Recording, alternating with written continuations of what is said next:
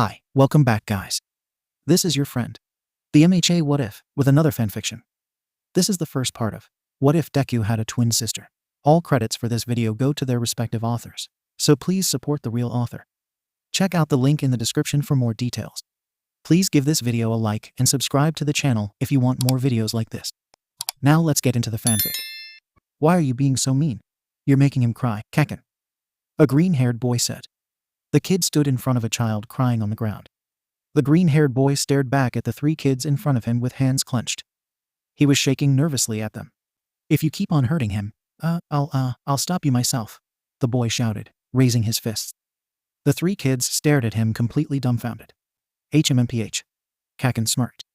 The kids behind him both smiled as their quirks started to activate. The chunkier kid to the right of Kaken expanded his red dragon-like wings and flew a foot off the ground. The kid on Kaken's left raised his hand in the air and let his fingers extend a foot long. You want to pretend to be a hero? Kaken asked, punching his other hand. The punch created a small explosion on his arm. You don't stand a chance without a quirk, Deku. Kaken smiled. Deku flinched back in fear of what was going to happen next. The three kids came running towards him with their quirks ready. Deku crossed his arms and covered his face, preparing to be pummeled by the three kids. Kaken created little explosions in his hands as he ran towards Deku, ready to beat him up. But then his explosions flew right off his hands, causing him to stop in surprise. The other kids by Kaken's side reared back at the fast-moving fire and smoke from Kaken's explosion. The dragon wing kid flew backwards and messed up his trajectory, landing on his bottom. The kid with the extending fingers yelped as the dragon-winged kid dropped on his extended fingers. Kaken looked at his hands in confusion before realizing what happened. Kaken glared and clenched his fist, staring at the direction the flames flew in.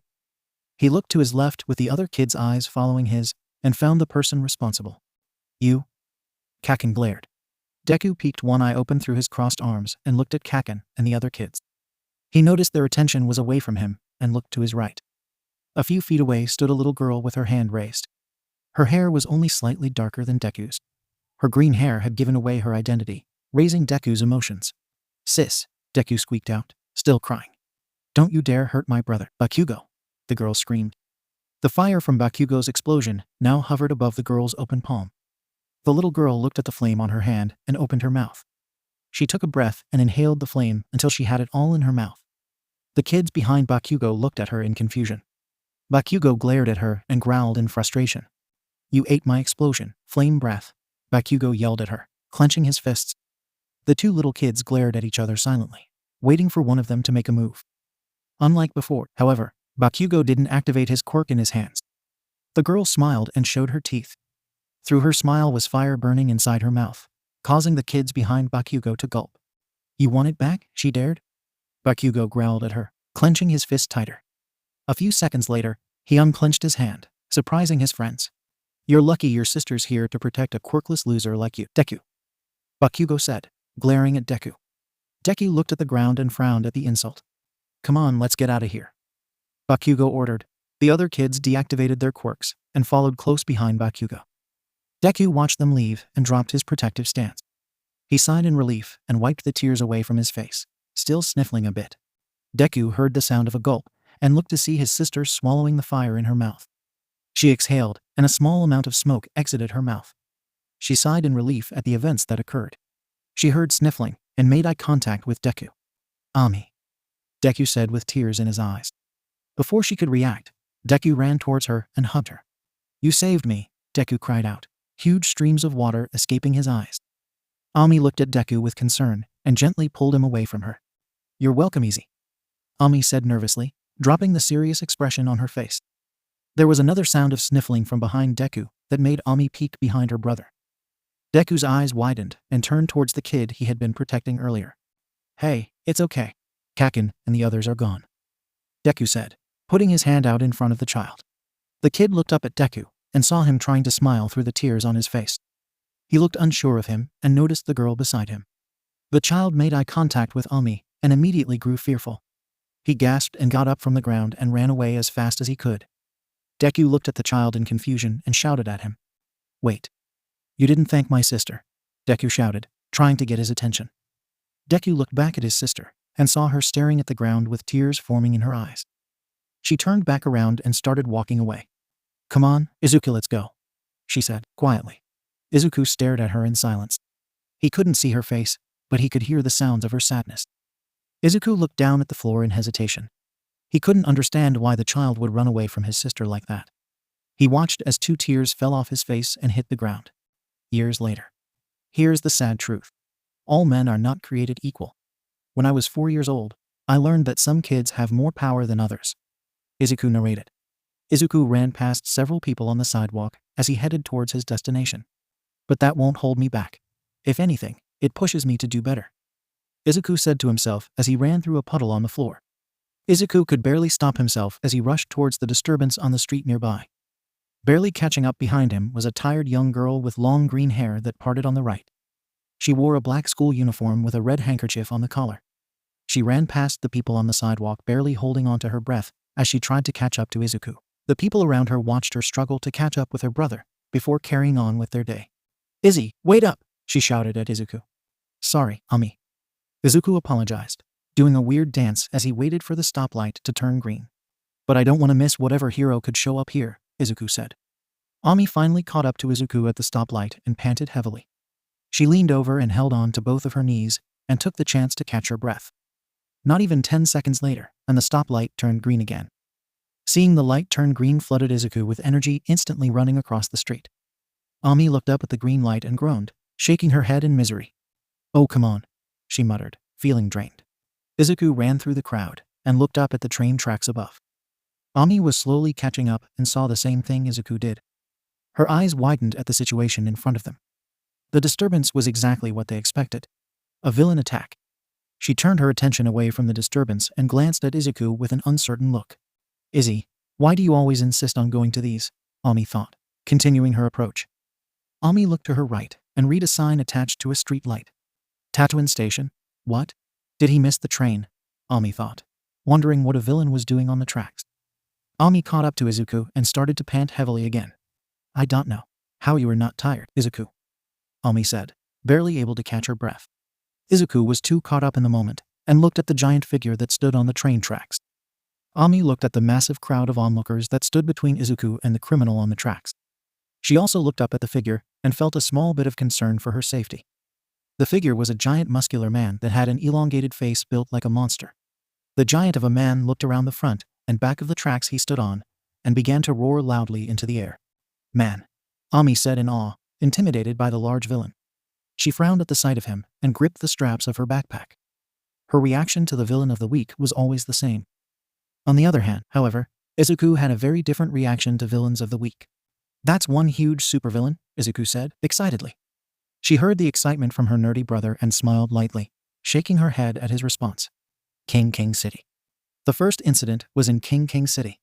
Inside a hospital in the city, a baby sat in a small crib. The newborn cried out in its room as its body was enveloped in a bright yellow light. The father of the child looked at the baby in shock through the hospital window. An extraordinary child was born who radiated light. After that, reports of people with superpowers popped up across the globe.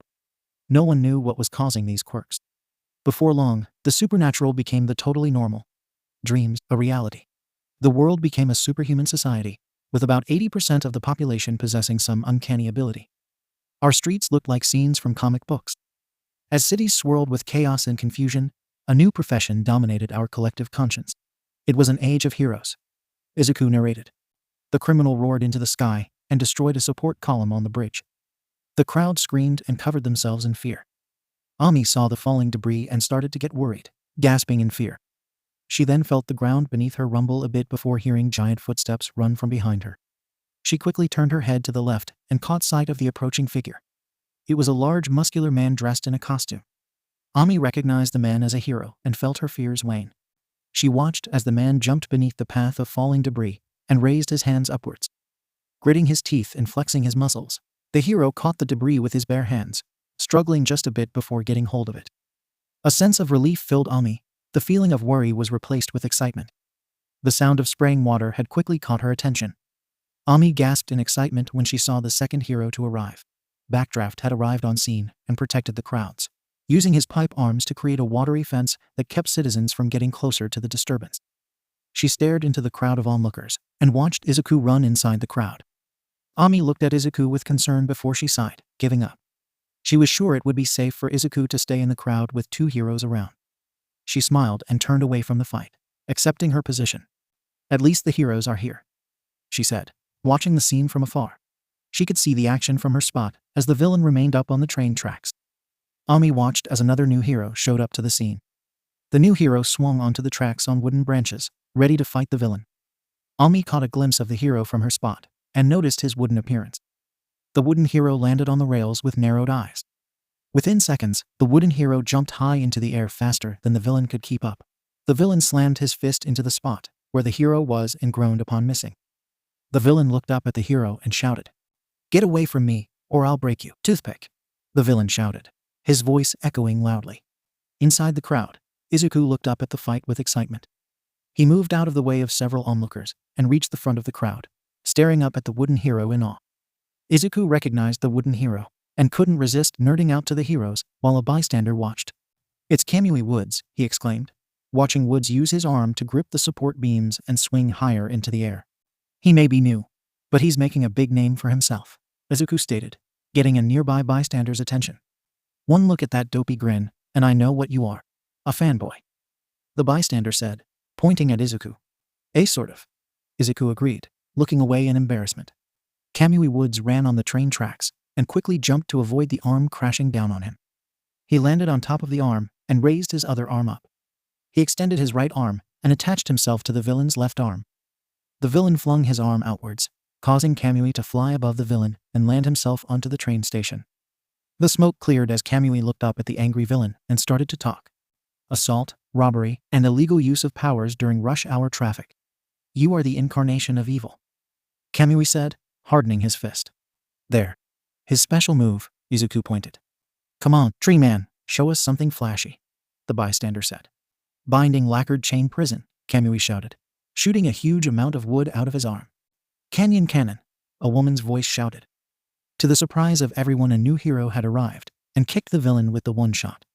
"Huh?" Kamui Woods said in confusion. Both Izuku and Ami looked at the giant woman in surprise. The villain hit the ground hard and fainted from the force of the kick. The giant woman landed on the empty street opposite of the train tracks, giving onlookers a view of her hero costume. "Money shot. Money shot. Money shot," a row of people with cameras said, surrounding Izuku. "Piece of cake for the world's next hottest hero.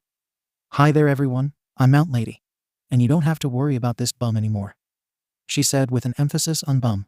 "Money shot. Money shot. Money shot," the people with cameras said, shooting up to the front of the crowds.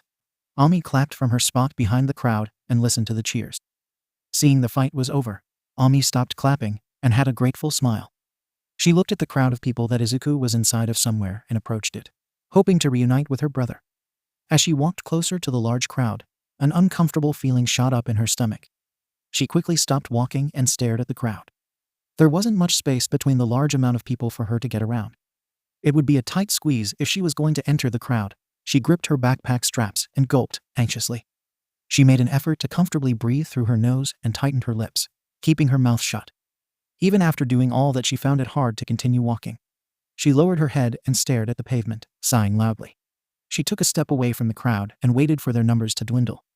Half an hour passed when the police had arrived and arrested the villain. Mount Lady stood beside the captured villain and waved at the crowd, smiling at their admiration. Ami looked at the waving hero and felt happy. She glanced at the train tracks above her and caught a glimpse of Kamui Woods lying on his knees in disappointment. Her smile quickly faded upon noticing the wooden hero. She looked around and wondered if anyone else was seeing him, and realized it was just her. "That sucks. Mount Lady's getting the credit," she thought to herself. When the crowds had mostly dispersed, Ami felt comfortable enough to get closer in search of her brother.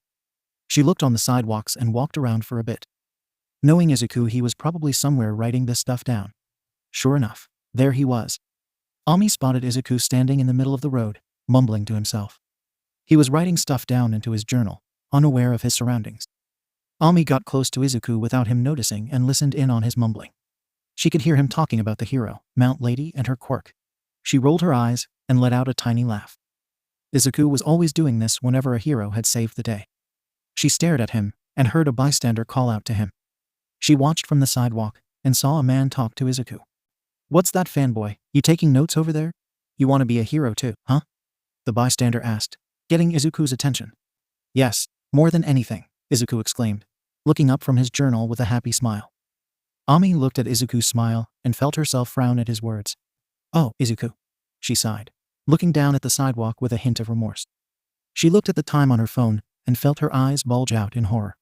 Izzy, we got to get to school, Ami called out to Izuku, causing him to jump.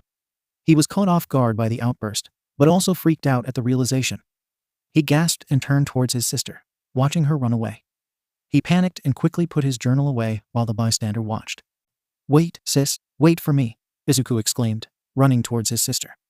The bystander watched them run away from the scene and shook his head in amusement, focusing his attention back to the scene. Aldera Junior High.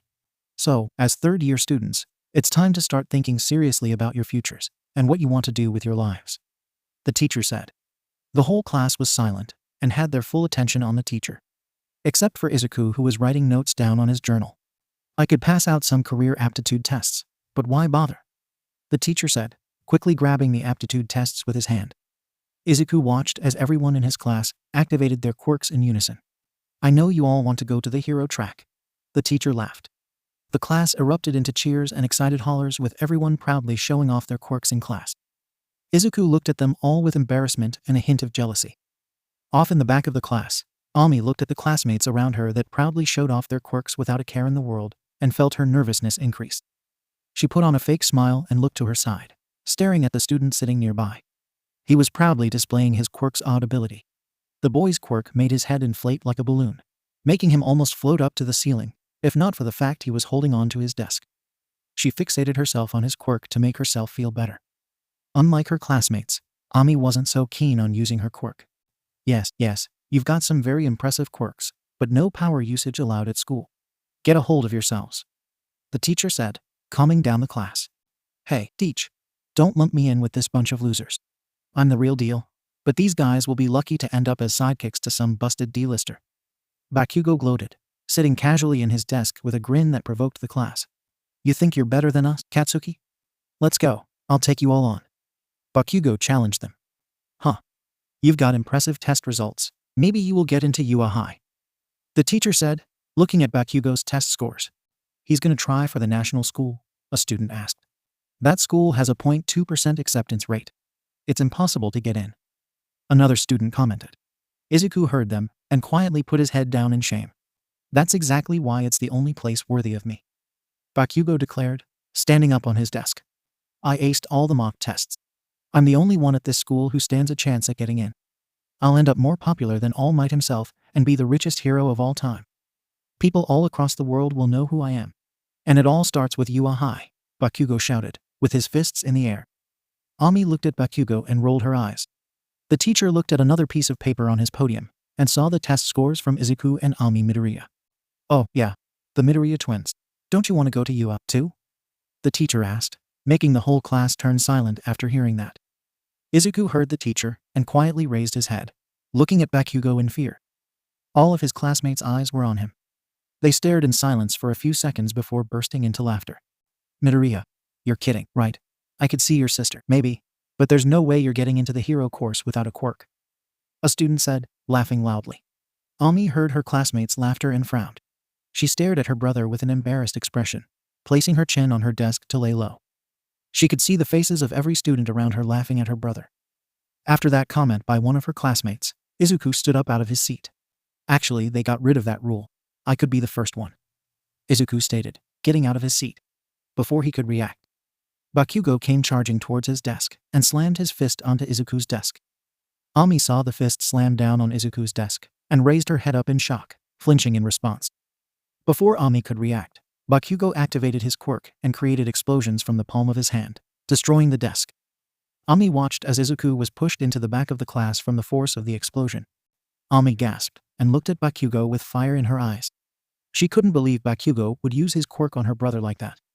Actually, she could. But she was still angry at him. She narrowed her eyes at him, visibly upset. She gripped the sides of her desk and gulped, feeling a tingling sensation move up from her body and into her mouth. A small glow illuminated her neck, shining through the skin like a hand over a flashlight. She gritted her teeth and saw a small bit of smoke emit through her teeth. Bakugo noticed Ami's upset expression on her face and caught a glimpse of the smoke coming out of her mouth in his peripheral vision. He internally groaned and held back his explosions. He controlled his explosions and made sure he used it just enough to fly smoke off of both his hands. Ami glared at his move, knowing exactly what he was doing. He's remembered. I can't collect smoke. Ami thought to herself. I'm too far away from them to use my quirk. Damn it. Kaken, please don't do anything physical. Ami begged in her mind. Bakugo saw she was unable to do anything and grinned. Listen up, Deku. You're even worse than the rest of these damn rejects, you quirkless wannabe. You really think they'd let someone like you in when they could have me? Bakugo asked, angrily. Izuku looked at Bakugo's face and panicked. No, wait. You've got it all wrong, really. I'm not trying to compete against you. You've got to believe me, Deku said, crawling back against the wall. It's just that. I've wanted to be a hero since I was little. I may not have a quirk, but I can still try my hardest. Can I? Izuku asked, making Bakugo scoff. You'd never be able to hang with the best of the best. You'd die in the exams. Defenseless Izuku. The school's already crappy. You really want to embarrass it more by failing so hard? Bakugo questioned, making Izuku feel upset. 12:02 p.m. the same city. A woman's scream disrupted everyday life in the city. Rushing out of his store, a man shouted out at the thing that just robbed him. Hey, get back here, he shouted, watching the thing run off. Someone stop that monster, he pleaded. The sludge monster laughed at the store owner and continued running away. He ran past several pedestrians on the sidewalk, who moved out of his way. Yell all you want, sucker. This cash is mine. The sludge monster said, cash slipping off his body. Pedestrians across the street watched the scene take place with strangely calm expressions. Dude, where are all the heroes? Weird. Normally someone would swoop in right away. Maybe they're all still busy from that scene this morning, the man said, watching the sludge villain escape. Remember when we didn't have to worry about randos with quirks all the time? The man asked. Exiting the store behind him, a skinny man looked at the escaping sludge villain and flexed. His body stretched outward into a completely muscular form. Seriously, there's no stopping him. Yes, there is, the man said, getting the pedestrian's attention. You know why? He asked. The sludge villain heard the deep voice and looked to his left. His eyes were shocked to see who it was. His eyes widened at the signature smile that was on his face. Oh, no. The sludge villain thought. I am here. Aldera Junior High. Ami sat in the back of the class on the right side. She watched Izuku pack up and followed his example. She pulled books into her backpack and jumped when a metal object fell out of her backpack and clanked on the floor. Her eyes widened at the clanking sound and raised her head up to look at the classroom. She was relieved to know everyone had left already except for her and Izuku. She looked down on the floor with a plain smile and stared at the metal object on the floor. She sighed and bent over, dropping her knees to the floor. She quickly swiped the metal object off the floor and wiped off the dust and dirt. It was her personal lighter. She smiled at the shine coming off the metal lighter and remembered a memory from her mind. Fire quirks aren't as rare as you think. But given the uniqueness of her quirk, I'd say practicing on a lighter should be useful. The doctor explained to Inko Midoriya, confusing her. Is it really safe for her to carry around a lighter? Inko asked, putting a hand on her daughter. Normally I'd say no. But in this situation, it could prevent another accident like at school from happening again. The doctor explained. How so? Inko asked. It's not unheard of that manifesting a quirk can cause some accidents to occur, especially relating to quirks like your daughter's. However, most of them have no way of getting rid of their own fire. Fortunately for Ami, her quirk lets her collect fire. We don't usually encourage children to use their quirks at such a young age, but given the circumstances, it's best she gets help with her quirk. The doctor explained. Not every fire user has the ability to stop their own fire. She should consider herself lucky. The doctor said. The voice echoed through her head as she stared at the lighter. She could remember as clear as day when she had first manifested her quirk. It was a day she wouldn't ever forget. I don't know what you think you're doing, Deku, but we're not done. Bakugo said, getting Ami's attention away from her memories. She put her lighter into her backpack and stayed hidden on the floor behind her desk. She peeked her head over the desk and watched Bakugo and his friends show up. She looked at Bakugo with a glare and wondered what he wanted with her brother. Her eyes widened when she noticed the book he was holding. It was Izuku's hero notebook. What's you got? His diary? Bakugo's friend asked. Huh. Don't tell me you're taking notes on how to be a hero. That's so pathetic. The other one laughed. He's delusional, he said, insulting his notebook. Real funny. Guys, just give it back, Izuku said, hoping Bakugo would hand over his notebook. Instead of handing it over, Bakugo activated his quirk, forcing Ami into action. She quickly stood up and inhaled as wide as she could.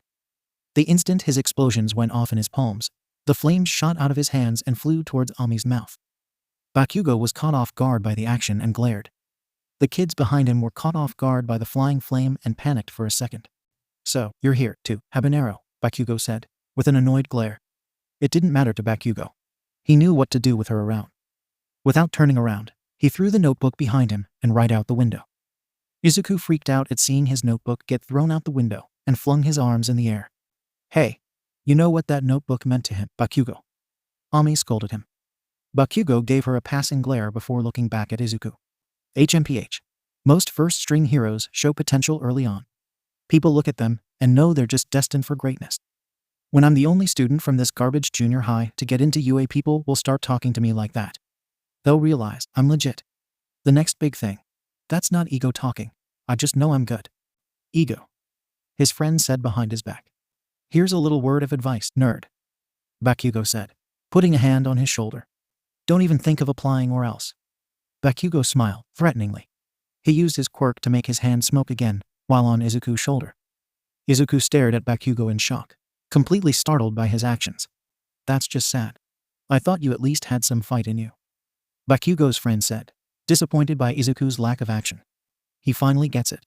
He'll never be a hero. Better to find out now instead of later, I guess. Bakugo's other friend said. You know, if you really want to be a hero that badly, there actually might be another way. Just pray that you'll be born with a quirk in your next life and take a swan dive off the roof of the building. Bakugo said. Izuku heard the words that escaped out of Bakugo's mouth and turned around. He looked at Bakugo with a face that looked ready to cry. Izuku was clearly bothered by the words from the explosive blonde. Izuku wanted to say something, at least do something, but he found himself unable to move. Bakugo had his fist raised and created small explosions on his hand as a threat display. Izuku looked at the exploding hand and froze, getting Bakugo to smirk. Ami heard the words that escaped Bakugo's mouth and let out a small gasp. Her gasp caught Bakugo's attention, getting him to stare at Ami. He saw the surprised expression on her face and clenched his fist. What are you looking at, Habanero? Bakugo said, narrowing his eyes at her. Ami gripped her desk with both her hands, unsure what to do. Is he trying to get me to use my quirk? Ami thought. No, he knows me. He knows I wouldn't. Not even for this. Ami thought. She released her grip on the desk and sighed. She closed her eyes and swallowed the fire in her mouth, deactivating her quirk.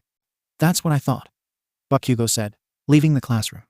Ami watched Bakugo and his friends leave the classroom and sighed again. She looked at her bag and pulled out a bottle of water. She opened the cap and drank as much as she could out of the bottle. That jerk.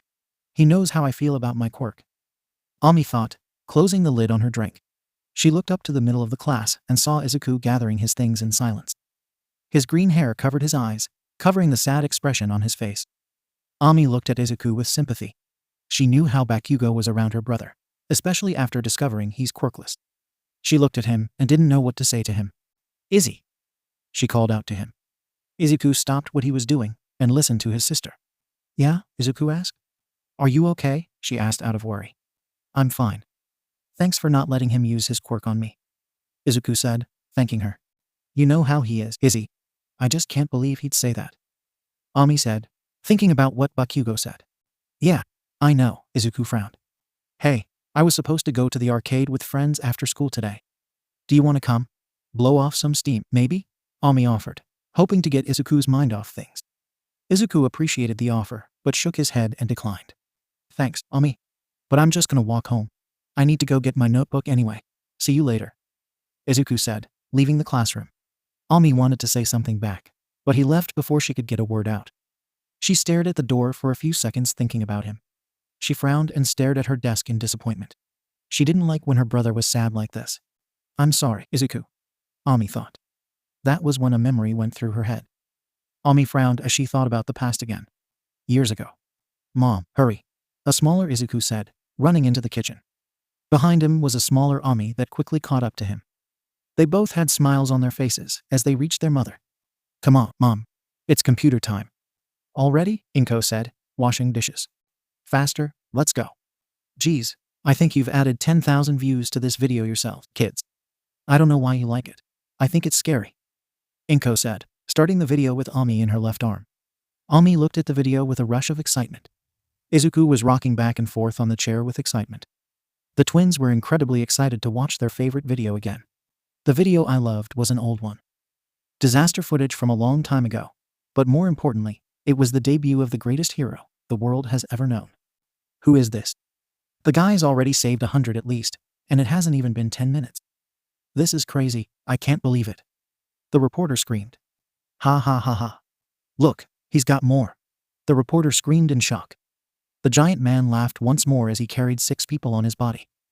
2 people were on each shoulder along with people on both his arms. Fear not, citizens. Hope has arrived, the man said. Izuku made noises with his mouth as his favorite part approached. Because I am here, the man exclaimed. Izuku got up from his chair with glee. He raised his action figure in the air and ran around the room. Inko put down Ami and let her chase after her brother with glee.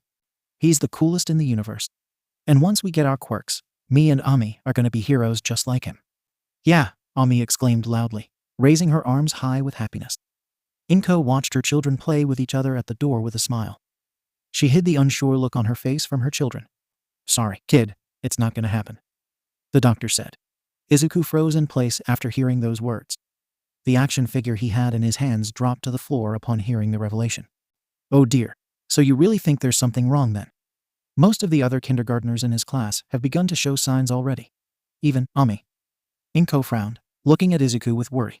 Izuku's eyes were bulging wide. The hair on his face gave his wide eyes cover from the bright hospital light. My records say you're a 4th-generation quirk user. What powers do you and the boy's father have?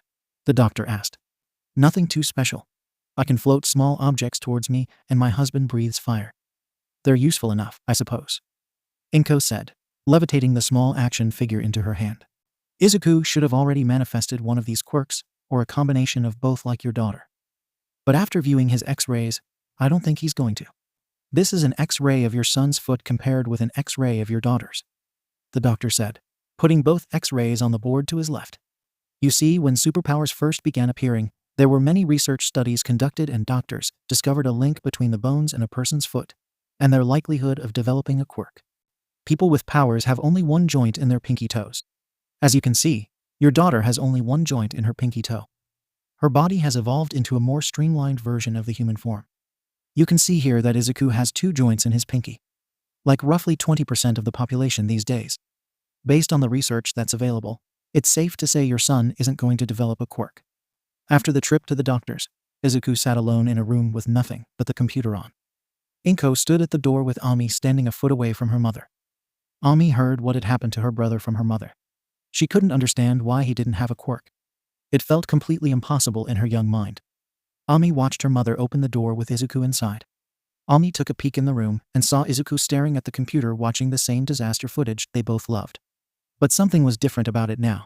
Ami wasn't getting the same amount of excitement she felt when watching it before she developed her quirk. And now, she learned a different perspective on the video. She felt herself begin to cry at the scene in front of her. See that, Mom? Izuku said. There's always a smile on his face, no matter how bad things get. Even when things seem impossible, he never gives up, Izuku said, turning the chair around. Both Inko and Ami teared up when they saw a crying Izuku pointing at the computer screen. Ami saw how red her brother's face had gotten and noticed his shaking while he pointed at the screen. Do you think he can be a hero, too? Izuku asked. Silence filled the room as Inko slowly approached Izuku. Inko dropped to the floor and grabbed onto Izuku with tears on her face. Ami watched the scene play out at the door. I'm sorry, Izuku. I wish things were different, Inko cried out. Ami felt herself cry at the scene in front of her and ran up to them. She got up on the chair and hugged her brother. Mom, Ami, that's not what I needed you to say. Couldn't you see? My world was crumbling. There was only one thing I wanted to hear, Izuku narrated. Izuku left school a while ago. He looked down at his notebook and saw it was starting to dry. Izuku remembered leaving the classroom and exiting the school. He walked over to where his class's window was and saw his notebook floating in the water surrounded by fish. He pulled it out of the water, happy that it wasn't burnt from Bakugo's attempt to blow it up. Thinking back to the present, Izuku stopped walking as he approached the underpass. I made a decision that day. No matter what anyone else thinks, I have to believe in myself. And I'll keep smiling just like him, Izuku thought, raising his fist. He started to laugh just like All Might as he walked through the underpass. His laughing blocked him from hearing the sewer grate move. Behind him, the sludge villain appeared out of the sewer. Izuku heard the sound of sloshing and stopped laughing. He turned around and saw what was rising out of the sewer. His mouth was open in shock at the thing in front of him. A villain? Izuku thought out loud. The sludge villain maneuvered out of the sewer and opened his eyes. He stared at the green-haired boy and showed his teeth. "You'll make a perfect skin suit for me to hide in, kid," the sludge villain said. Izuku heard the words and started to run away. The sludge villain quickly caught up to him and jumped onto Izuku. He quickly pulled him back into the darkness of the underpass and shoved his sludge into his mouth. Izuku screamed through the sludge as he felt it enter his mouth. "Don't worry, I'm just taking over your body. It'll be easier for both of us if you don't fight back.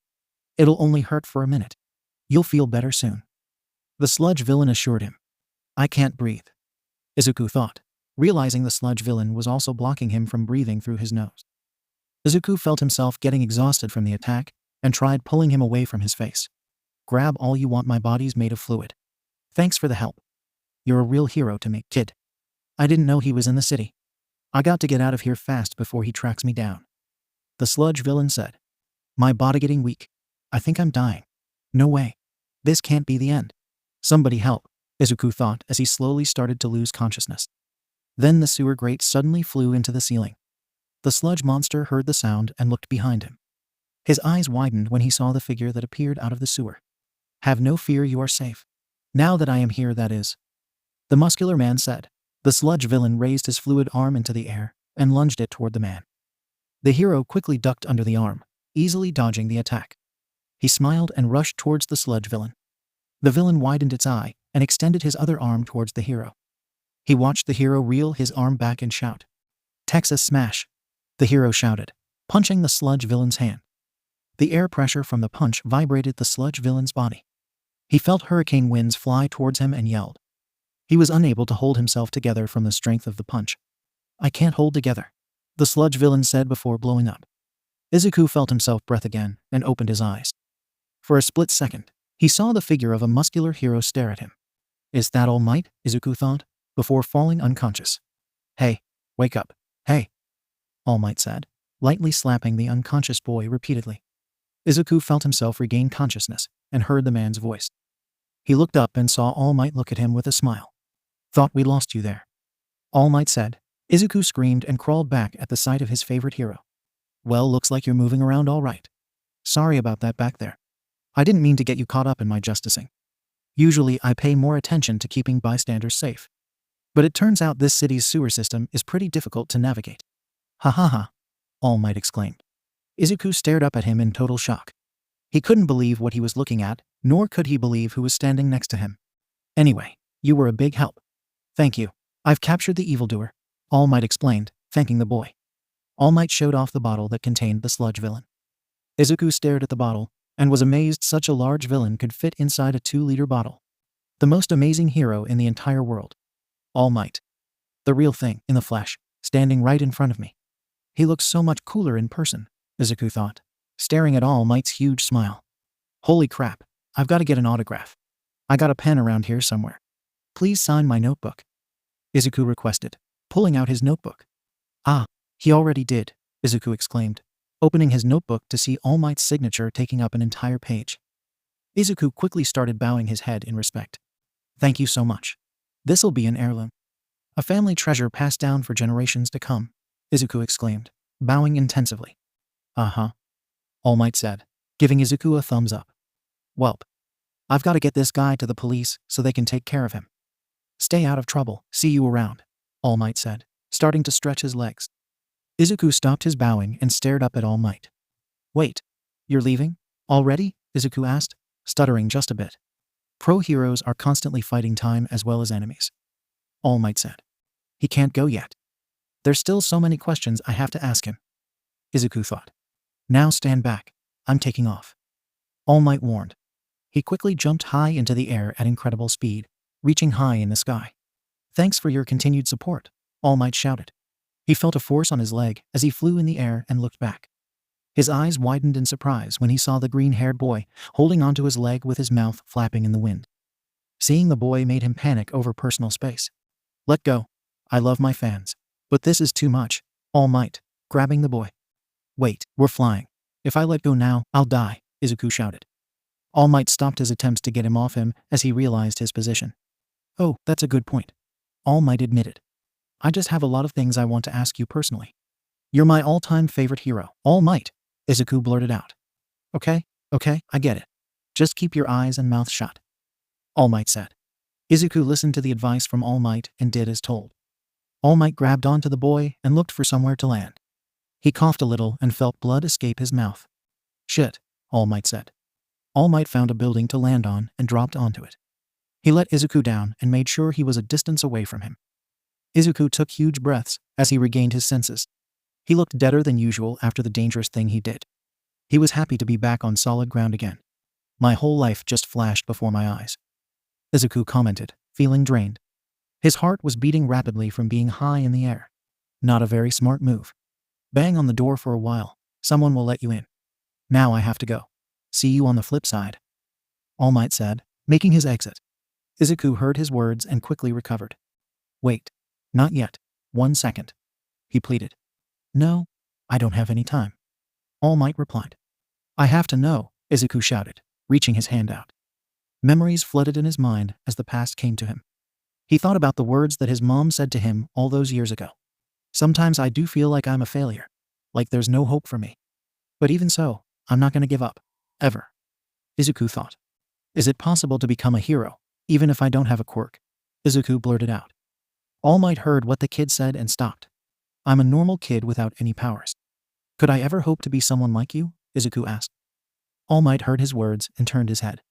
Without a quirk? All Might questioned, feeling déjà vu from the question. He paused what he was doing and winced in pain. He felt like a sharp blade had just stabbed through his skin. Oh, no. Not now, damn it. Not here. All Might muttered through the intense pain. All Might crouched to the floor and started to emit smoke throughout his body. Izuku was too caught up in his own words to see what was going on. People think I don't have a chance. That not having any powers makes me some kind of weakling. Even my sister thinks so. My classmates like to make fun of me. Izuku frowned, thinking about the people in his life. But you know what? That makes me want to prove them wrong. Ever since I was a kid, I thought that saving people was the coolest thing you can do. I want people to see my fearless smile and feel safe and be the kind of hero everyone in the world looks up to. Just like you, All Might, Izuku said, cutting himself off. As he spoke, he stared up at All Might and saw something he wasn't expecting to see. A different person was in front of him. A serious-faced, skinny-looking skeleton was staring at him through smoke. Izuku was dumbfounded by the blonde skeleton man's appearance, feeling air escape his lungs in shock. His mouth dropped at the sight of him, feeling his mind start to freak out in terror. All Might looked at him in his skinny form with piercing eyes and frowned. This was going to be a headache for him to explain. Somewhere else. Ami kept quiet while walking down the sidewalk with her friends beside her. Whenever she wasn't walking home from school, this was the daily route she'd take to go shopping with her friends. On this occasion, it was also the fastest way to get to the arcade. Ami walked beside a girl with orange hair who had her arm wrapped around a boy's arm. The boy had short hair and also happened to be the boyfriend of her orange-haired friend. Her friends were dating for quite a while. They were head over heels in love with each other, which often made Ami feel like the third wheel. Her friends were the only people she talked to daily. They were also one of the few people in school who weren't afraid of her quirk. They smiled at each other and laughed at a joke the boyfriend had made. Ami heard the joke and laughed a little to not arouse suspicion of her downtrodden mood. She tuned out their laughs and stared at the pavement as she walked, frowning in sadness. The words that came out of Bakugo's mouth were still fresh in her mind. You know, if you really want to be a hero that badly, there actually might be another way. Just pray that you'll be born with a quirk in your next life, and take a swan dive off the roof of the building. Bakugo's voice echoed through her mind. Ami winced at the line and squeezed her backpack straps in response. She couldn't believe he'd stooped that low in his daily insults towards her brother. She knew in her mind why he would target her brother so much. She didn't want to admit it, but she knew he was right. Unlike her, Izuku wasn't blessed with a quirk that came from their parents like hers did. It's not common for twins to share the same quirk unless you were identical. Even so, she wished he had been born with a quirk. Maybe then she would have turned out better. She could understand how Izuku felt. Even though she had a quirk. She thought back to the day her quirk manifested and closed her eyes. Ami sat in the office chairs in the fetal position, bawling her eyes out. Vivid memories of her recent actions looped in her mind. The experience was absolutely traumatizing to her. Inko had arrived shortly after receiving the call from school and stared at her traumatized daughter with worry. Her heart skipped a beat upon seeing Ami cry. She reached her hand out to try and comfort her daughter, only for Ami to smack her hand away. Don't. I don't want to hurt you, Ami yelled, her voice cracking. Principal Takedo, what happened? My daughter won't let me touch her ever since I arrived here. Inko asked, staring at her daughter with worry. Your daughter manifested her quirk today and started a fire. She was playing with the other students in her class when she suddenly got the hiccups and started spewing fire out her mouth. She tried to cover her mouth, but the other kids swarmed her. They didn't know any better, they just wanted to see her quirk. But she hiccuped and accidentally set some of the students' desks on fire. The principal explained, causing Inko's eyes to widen. Oh, dear, Inko said, putting a hand over her mouth to hide her shock. Was anyone hurt? She asked, full of concern. Principal Takedo simply shook his head and continued. Fortunately, one of our other students used his quirk to let smoke out of his hands and activate the sprinklers in the class. When the sprinklers activated, it prevented her from hiccuping more fire. He explained, bringing tremendous relief to Inko's mind. That's a relief, she stated. After that, your son, Izuku Midoriya, directed her to the sink where she spewed fire into the sink until her hiccups stopped. You have a smart kid. He knew the sink was non-flammable and told her to spew her fire there. It's thanks to him and the other student, Katsuki Bakugo, that nothing bad happened to her or the other students. Sir, I'm so sorry for what happened. My husband can breathe fire. I didn't realize what would happen if her quirk were to suddenly activate at school. It's no problem at all, Mrs. Midoriya. I've seen my fair share of accidental quirk-related accidents in my years at this school. Nothing of value was lost in the accident. However, given the potential dangers of her quirk, I have to recommend immediate quirk counseling starting today, as well as a doctor's visit. MHM. Inko agreed, signing her name on the approval sheet for quirk counseling. Ami entered her class for the first time since the accident, and immediately got the attention of every kid in class. Ami, Izuku shouted with joy. Ami looked at Izuku smiling at her and smiled back. Her smile quickly faded when a new voice spoke up. Hey, fire breath. You set my desk on fire, Bakugo shouted from across the room. Ami heard Bakugo's harsh tone and flinched, feeling small. She sniffled and tried to speak up. I'm sore. You could have hurt someone with that quirk. You even set the desks on fire. Only villains with flame quirks set desks on fire. You're a villain, Ami. Bakugo shouted. Ami looked at the boy and felt tears fall down her face. She didn't want to hurt anyone. She didn't want to be a villain. The thought terrified her. Ami looked at the class and saw their expressions. They were afraid of her. Everyone was afraid of her, except for Izuku. That's not true, Kaken. All Might said anyone can be a hero no matter the quirk. And don't forget, Endeavor's a hero, too. And he's got a fire quirk, too. Izuku said, defending his sister with pride. That's right, class. The hero Endeavor has a fire quirk, too. This is a great time as ever to bring up fire safety rules. Ami, please take a seat. The teacher said. Ami sniffled and slowly walked towards an empty desk. She looked at Bakugo from her seat and blew her nose. At that moment, she believed what Bakugo said. Ami broke out of her memory and returned to reality, sniffling a bit. Stupid, Bakugo. Ami muttered out loud, holding in her anger. Ami's insult towards Bakugo had caught the attention of the orange-haired girl next to her. She turned her head and glanced at Ami, noticing the frown she had on her face. She tilted her head and looked at Ami with concern. Her boyfriend noticed her action and looked at Ami as well. The orange-haired girl put her hand on Ami's shoulder and grabbed her attention. Hey, are you okay? She asked, concerned. We heard what Bakugo said earlier during class and felt bad, she said. I thought him and Midoriya were friends? The boy asked. They are, Ami said, thinking about their complicated friendship with the blonde. The boy lowered his eyes and scoffed. Yeah? Then why is he such an ass to your brother, just because he's quirkless? The boy questioned, making Ami frown. He's just being a jerk because he wants to go to UA High as well, Ami said, letting go of her backpack straps. But, Ami, don't you want to go to UA High as well? Why doesn't he come at you, too? The boy asked, raising his eyebrow. It's because he knows, Ami answered in a low voice. Huh? Knows what? The boy asked, with a puzzled look. He knows I ignore my brother because of my quirk. That's why I don't go near him. But you don't go near anyone, except us of course, the orange-haired girl said. Yeah, that's only because you guys aren't affected by my quirk, Ami said, attempting to pull her lighter out. Oh, let me. the orange-haired girl said. She snapped her finger, and a small candle-sized flame appeared at the top of her finger. Ami looked at the small flame on her friend's hand and smiled. She inhaled and let the small flame fly into her mouth. Gotta keep practicing, right? The girl laughed. Thanks. Ami smiled, appreciating the gift. She and her friends crossed the streets and laughed together as they made jokes. Ami was smiling at the happy couple beside her and sighed, closing her eyes. At least I have you guys, she admitted. Idiots! A voice shouted. Ami quickly opened her eyes and saw Bakugo in an alleyway with his friends to her right. Ami saw Bakugo and felt a small bit of anger well inside of her. She stopped in the center of the alleyway and stared at Bakugo. He hadn't noticed she was there yet. Ami clenched her fists and stared at him. Her friends realized she wasn't beside them and turned around. They were unaware of Bakugo standing in the alleyway. What's the matter, Ami? The orange-haired girl asked. Ami shrugged and smiled to dispel any worries and waved at them. You two go on ahead. I'll catch up with you, Ami said. All right. Later, Ami. The orange-haired girl waved. See ya. The boy waved. Ami waved back at them and watched them leave. When she was clear, she turned back at the alleyway and stared at Bakugo. He was yelling at his friends in front of him. She reached into her backpack and pulled out her lighter. She looked at it for a second, then back at Bakugo.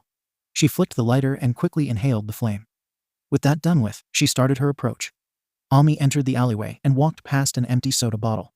Unbeknownst to her, a small green sludge stared at her as she walked past him. Ami thought of something to get Bakugo's attention, and quickly thought of something. Hey, Kaken, she yelled, getting the group's attention. Huh? Bakugo heard her voice and turned around. He saw the approaching girl and raised his eyebrow, immediately recognizing her plain face. Is that you, Habanero? Bakugo asked, narrowing his eyes and pretending to not be surprised by her appearance. His friends behind him looked at each other and back at Ami before whispering amongst each other. Midoriya's sister. What is she doing here? The kid with extendable fingers asked, gulping. He remembered the last time she had approached him and Bakugo. What the hell do you want? Have you been following me or something? Bakugo asked, glaring at her menacingly. Ami saw those angry eyes and kept her serious expression. She knew about his intimidation tactics. She also knew his best one wouldn't work on her. She clenched her fists and approached the blonde with each step getting louder. Off to the side, the sludge villain watched the scene unfurl with amused interest. Why would you say that to him, Kaken? Ami asked, keeping her face low to the ground. Her hair covered her eyes, preventing her upset eyes from being seen by the explosive teen. So that's what this is about, huh, Deku? Bakugo said, making Ami even more upset. His name is Izuku. She gritted angrily. You got a problem with what I say, Habanero? He asked. I do. We're friends, Bakugo. You know it's his dream to become a hero just like us. What the hell's your problem with that? Ami shouted, raising her head up to make eye contact with Bakugo. Bakugo saw her eyes and scoffed. Cut the crap. We're not friends. Not you or that quirkless idiot. And don't act like you believe in him. I figured you out a long time ago, fire breath. You don't believe he can become a hero, either. Bakugo said, making Ami clench her fists in distress. A quirkless superhero? Give me a break. You don't want him to become a hero, either. Bakugo said, not holding back. Ami's eyes widened at Bakugo's words. She felt the fire inside her start to activate. She remembered when Izuku had asked her if he could be a hero. And she remembered what she said with overwhelming regret. The second he tries to be a hero, he'll die and you know it. Why bother letting him believe he's good for anything? That's how people get killed. Bakugo said, crossing his arms. Ami gritted her teeth and held in her breath. You're wrong about him. He has a drive just like you, Kaken. That notebook you tried to destroy earlier today. He writes down everything about being a hero in that notebook. Sometimes I wonder if he was ever jealous of me. We're only 3 minutes apart, and I'm the one with a quirk. But I realized something. He wasn't jealous of me. He was proud of me. He was happy for me. I got a quirk, and he didn't. He didn't. Ami said, frowning while clenching her fists. She looked down at the cement and watched her tears hit the ground. Her head shook as her emotions got the best of her, summoning up enough courage and willpower to shout back at him. He's an inspiration, Kaken. And a hero always inspires others. So, guess what, Kaken? Ami asked, raising her voice. The tone of her voice had caught Bakugo and his friends by surprise. Bakugo raised his eyes questionably at her, thrown off by her increasingly loud voice. Izuku's already a better hero than you'll ever be. She screamed as loud as she could. Her voice echoed down the alleyway. Bakugo and his friends stood there completely in silence at her outburst. None of them expected her voice to get that high. Bakugo was surprised the most. He had to think about what to say in response. However, before he could speak up, sludge began to pile up behind her. Bakugo and his friends saw the sludge behind Ami and widened their eyes. Ami was worn out from her outburst and panted in exhaustion. She looked at their shocked reactions and wondered if it was because of her until she heard a strange noise behind her. Followed by the strange noise was a laugh that shook Ami's core. She felt her senses tingle in fear and slowly turned her head to see the source of the strange laughter. Wah! She looked up at the giant sludge laughing at her and felt her heart skip a beat. A villain? She thought in fear. He. That was very entertaining, kid. I was gonna try and take that kid's body, but now I'm not sure which is better. I'll just take the body of whoever dies first. The sludge villain said, smiling. The sludge villain charged towards Ami and extended his sludge towards her. She let out a fearful scream and tried to activate her quirk before she felt someone grab her shoulder. After that, things got blurry. Some building's roof. Meanwhile, Izuku couldn't stop screaming. Right in front of him was a skeleton man that had once been All Might only a minute ago. Izuku was stunned when he saw the skinny man. He had no idea what to think after seeing him. His appearance was so off-putting to Izuku that he denied what he saw with his own eyes. There was absolutely no way that he was the real All Might. Wait. Who? What happened? You deflated. Where'd All Might go? You're not him. You're a fake. An imposter. Izuku stuttered in denial. All Might heard the boy's panicked denial inside, already feeling a headache coming. I assure you that I am All Might. He coughed up blood before finishing his sentence. Izuku freaked out again at the sight of the coughing man. Ah, impossible, Izuku screamed, having a mental breakdown. You know how guys at the pool are always sucking in and flexing and trying to look buff? I'm like that. All Might explained, making a visual in Izuku's head. Izuku imagined it in his head and screamed. This can't be real, Izuku freaked out. No, I'm dreaming. All Might's a giant of a man who saves everyone. He defeats all obstacles and wins the day with a fearless smile. Izuku said, continuing to stay in denial. All Might scoffed at the comment. There's plenty of fear behind that smile. All Might stated, shutting Izuku up. All Might took a seat on the floor and stared at Izuku with a serious stare. I'm counting on you to keep your mouth shut. Don't go talking about this online or telling your friends. All Might requested, confusing Izuku. Izuku looked at All Might with a puzzled look, not understanding the request. All Might saw his confusion and decided to lift his shirt, showing off his wound to Izuku. Izuku reeled back in disgust at the sight of the horrific wound. Pretty gross, right? I got this in a big fight 5 years back. My respiratory system was basically destroyed. I lost my whole stomach. All the surgeries have pretty much worn me out, and it can't be fixed. Right now, I can only do hero work for about 3 hours a day. Rest of the time, this is what I look like. All Might said, scaring Izuku. Izuku was beyond shocked to hear those words. The thought of having multiple surgeries and still having a wound like that upset him, especially when it was on the body of his idol. He thought about what he said and wondered what happened 5 years ago. No way. 5 years ago? So does that mean it was the fight with Toxic Chainsaw? He asked. Wow, you know your stuff. But no, the punk may have landed some hits, but he couldn't bring me down. Most of the world has never heard of this fight. I did everything I could to keep it under wraps. All Might said. I'm supposed to be the guy who's always smiling, right? I'm the symbol of peace. People everywhere have to think I'm never afraid. But honestly, I smile to hide the fear inside. All Might said. He raised his hand up and clenched his fist tight. It's just a brave face I put on when the pressure is high.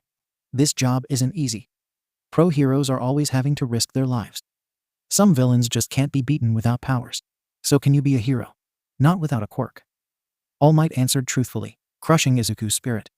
Izuku listened to what All Might said and lowered his head. I see, he muttered. If you want to help people, there are plenty other ways to do it. You can become a police officer. They get crap because the heroes capture most of the villains, but it's a fine profession. It's not bad to have a dream, young man. Just make sure your dreams are attainable. Realistic. Understand? All Might said, leaving the building's roof through the door. All Might didn't stay to look at the kid's reaction to his advice. Entering the stairs, he walked down the steps and coughed up more blood and exhaustion. Now let's get you to the station. All Might said, grabbing his pocket. His eyes widened when he felt the lack of a bottle in his pocket. He pulled out both of his pockets and looked around the stairs.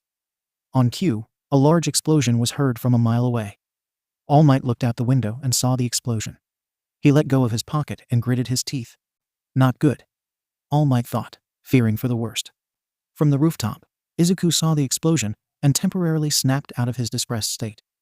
He stared at the explosion and watched the smoke rise into the air. A villain.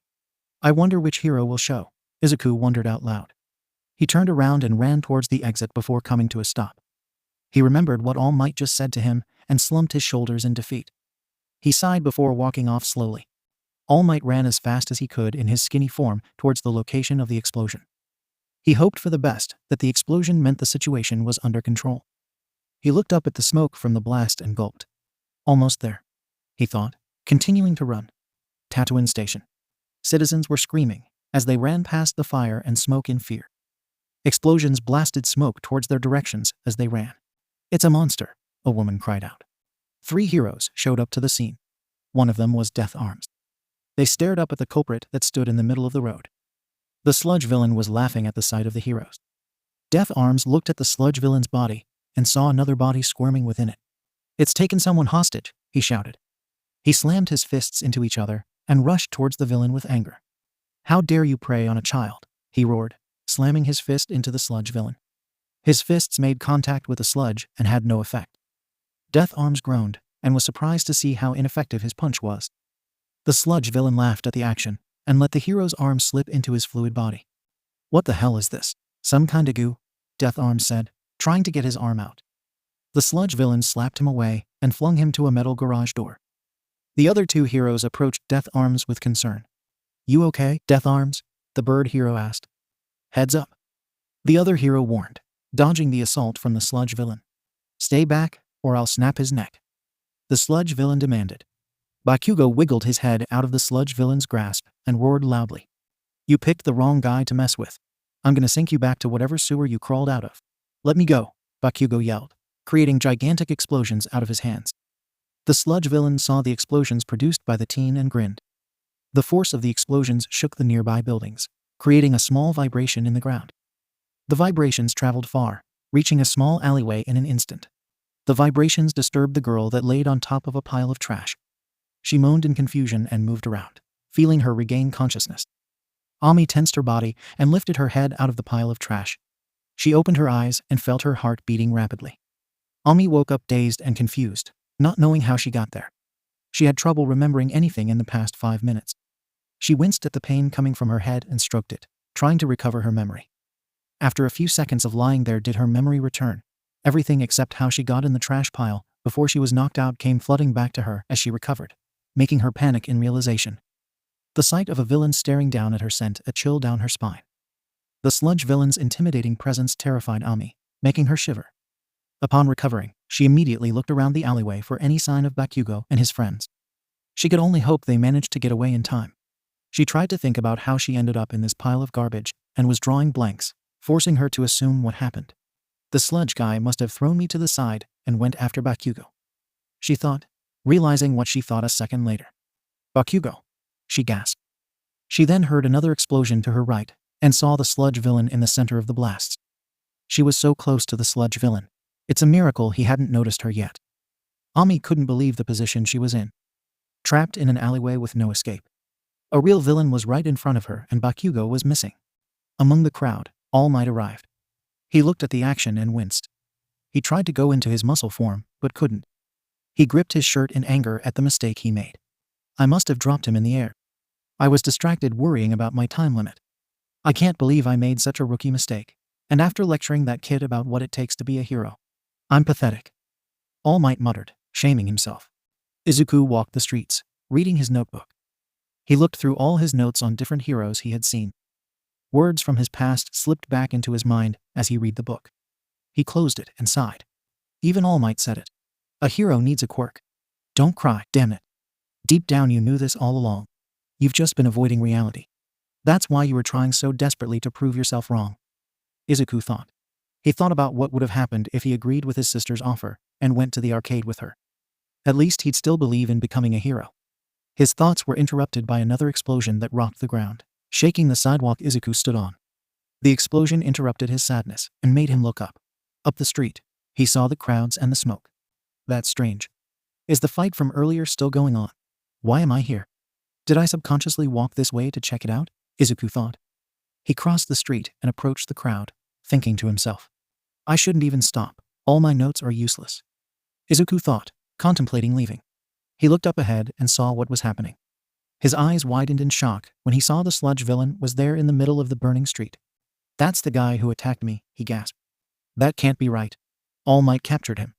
But the bottle, if he dropped it, that means it's my fault. Izuku thought, realizing he caused this. Why aren't the heroes doing anything? A citizen asked. It looks like they met their match, plus the villain captured a kid. Another citizen said. On the other side of the crowd, Ami got out of the trash pile and slowly approached the entrance to the alleyway, clinging onto the wall for support. She took a look at the sludge villain and her surroundings and felt her legs shake in fear. This was the closest she had ever been to a villain. When her and Izuku showed up to these disturbances, she always kept her distance while Izuku ran to the front of the crowd. She gripped the wall and frowned. She spotted 3 heroes on the ground and felt relief.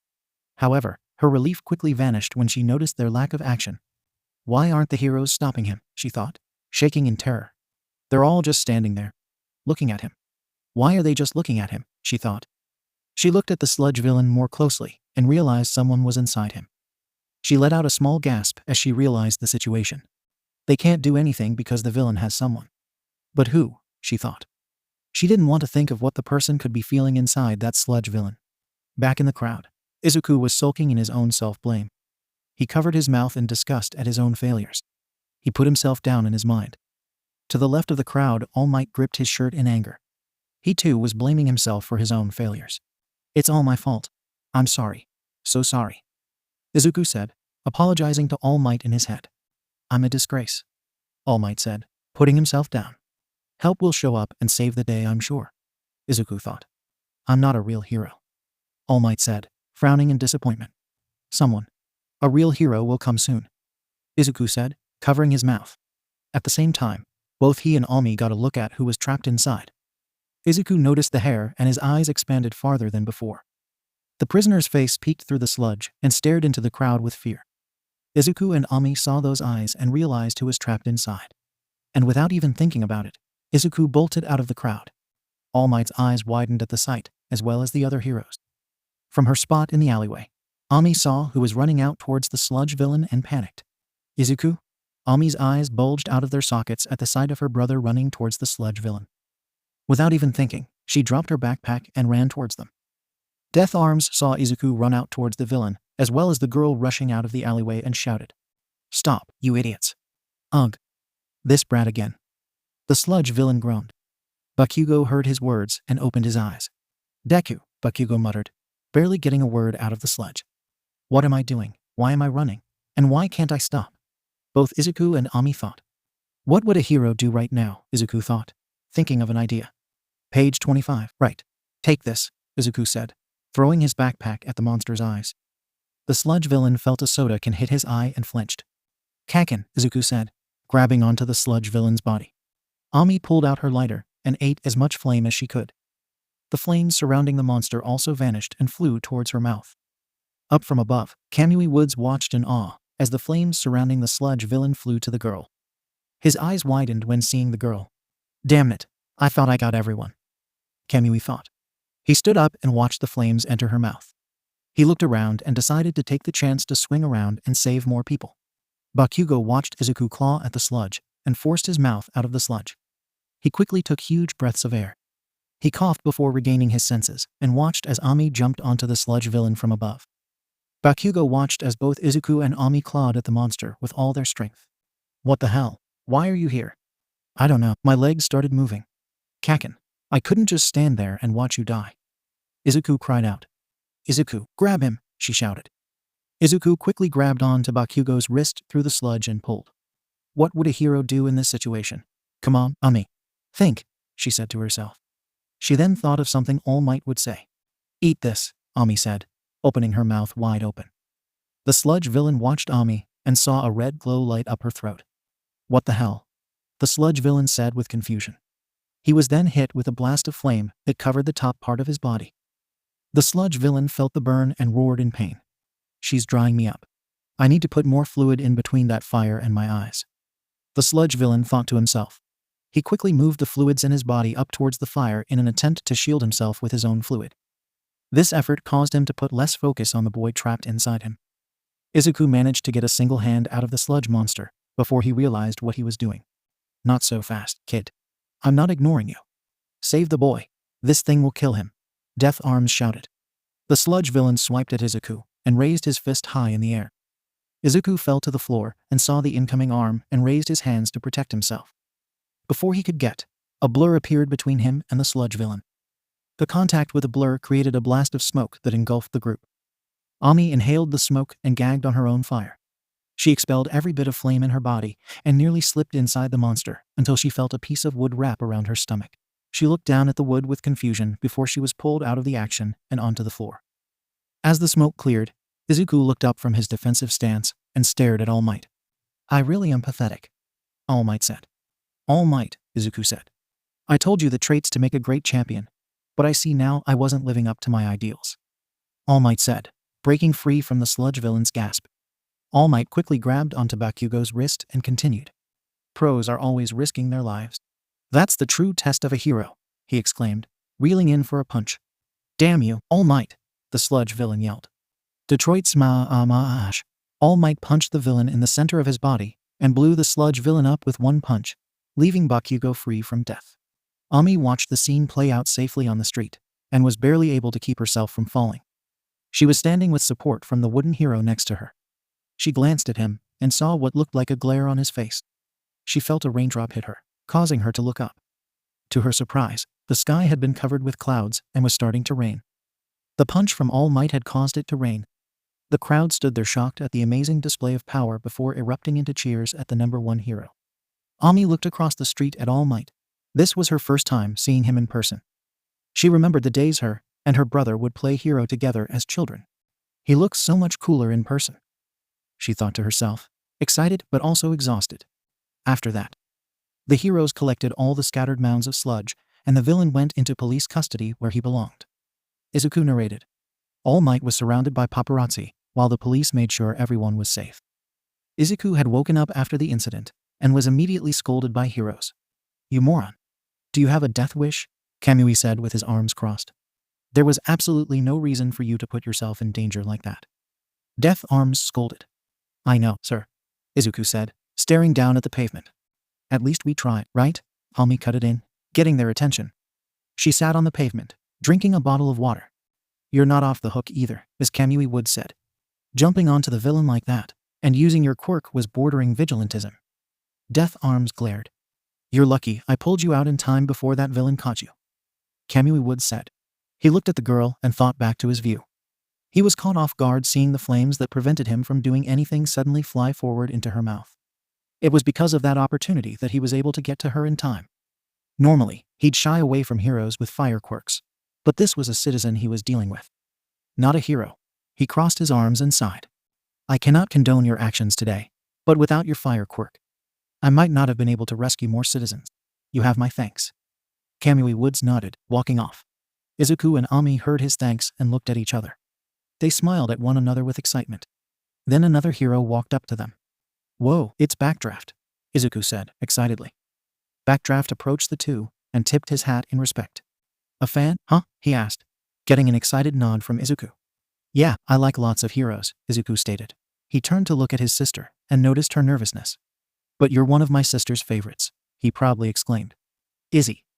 Ami whined, feeling embarrassed. I am, huh? It's good to know I inspire people with quirks on the opposite spectrum of mine. Backdraft said. I'd like to know your names if you wouldn't mind, he asked, politely. My name is Ami, and this is my brother, Izuku, she answered. Your siblings? Backdraft asked, not realizing their similarities. Twins, actually, she corrected, glancing a smile at Izuku. Backdraft looked at the two of them and crouched down. What you and your brother did for that boy wasn't safe, you know. We know, they both said in unison, frowning at the same time. But you have my thanks for getting rid of the fires. It's because of you that I was able to safely maneuver more civilians out of harm's way. You have a very good quirk for helping with fires. If you ever want to become a hero, I'd like you to join my agency. Backdraft said, handing Ami another bottle of water. Ami accepted the bottle of water and chugged it down lightning fast. Using her quirk like that took a toll on her. She'd never used her quirk in an offensive attack before. She realized a long time ago her quirk made her dehydrated. Ami sat there on the pavement feeling stunned. She heard the praise from Backdraft and felt herself start to cry. Tears fell from her face after hearing his praise. Backdraft saw this and felt concerned. Are you all right? I'm sorry. I'm used to people calling my quirk dangerous. She smiled through her tears. Bakugo stared at the ground in silence, thinking things over. Surrounding him were two heroes that were praising his explosive quirk.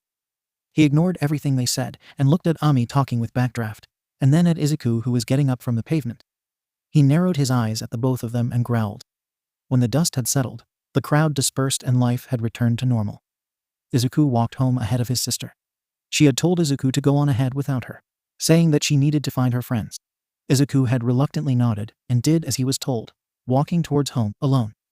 Ami wandered around the scene, keeping her eyes peeled for the person she wanted to talk to. She hoped Backdraft was still nearby. Seeing him nowhere, it wasn't until a few minutes later that she finally spotted him. She rushed over to Backdraft, who had just finished giving the okay on the building's safety. Ami could see him walking with firemen towards the fire trucks and called out his name. Backdraft, wait, Backdraft, Ami shouted, waving at him. She sped after Backdraft and got his attention with her shouting. Miss Ami, Backdraft questioned, recognizing her. He stopped walking and turned to face her, making the firemen pause. The firemen nearby saw him stop and turned to look at him. They quickly realized what was going on when they saw Ami walk up to Backdraft. They smiled and turned the other way, walking back to the fire trucks. Ami reached Backdraft and panted in exhaustion. I have to ask you something. It's about my brother. I told him to go on ahead of me because I wanted to ask you something. She panted, catching her breath. All right. Backdraft replied, concerned for Ami's health. Ami flashed a smile at his reply, happy that he was willing to talk with her. She took a deep breath and composed herself, looking down at the cement in hesitation. Now that she was here, it was harder to ask than she had thought. Nonetheless, she stood tall and looked at the hero. My brother, Izuku. All his life he's wanted to be a hero. We used to say that when we got our quirks, we'd be the best hero duo ever. We wanted to be like All Might so much. But then, I got my quirk, and he didn't. People used to make fun of him for being quirkless, saying a person like him could never be a hero. She frowned, feeling her tears stream down her face. Her emotions had successfully gotten the best of her again. Flashes of memories went through her head at that moment. All the insults and bullying inflicted towards her brother through the years caused her whole body to shiver.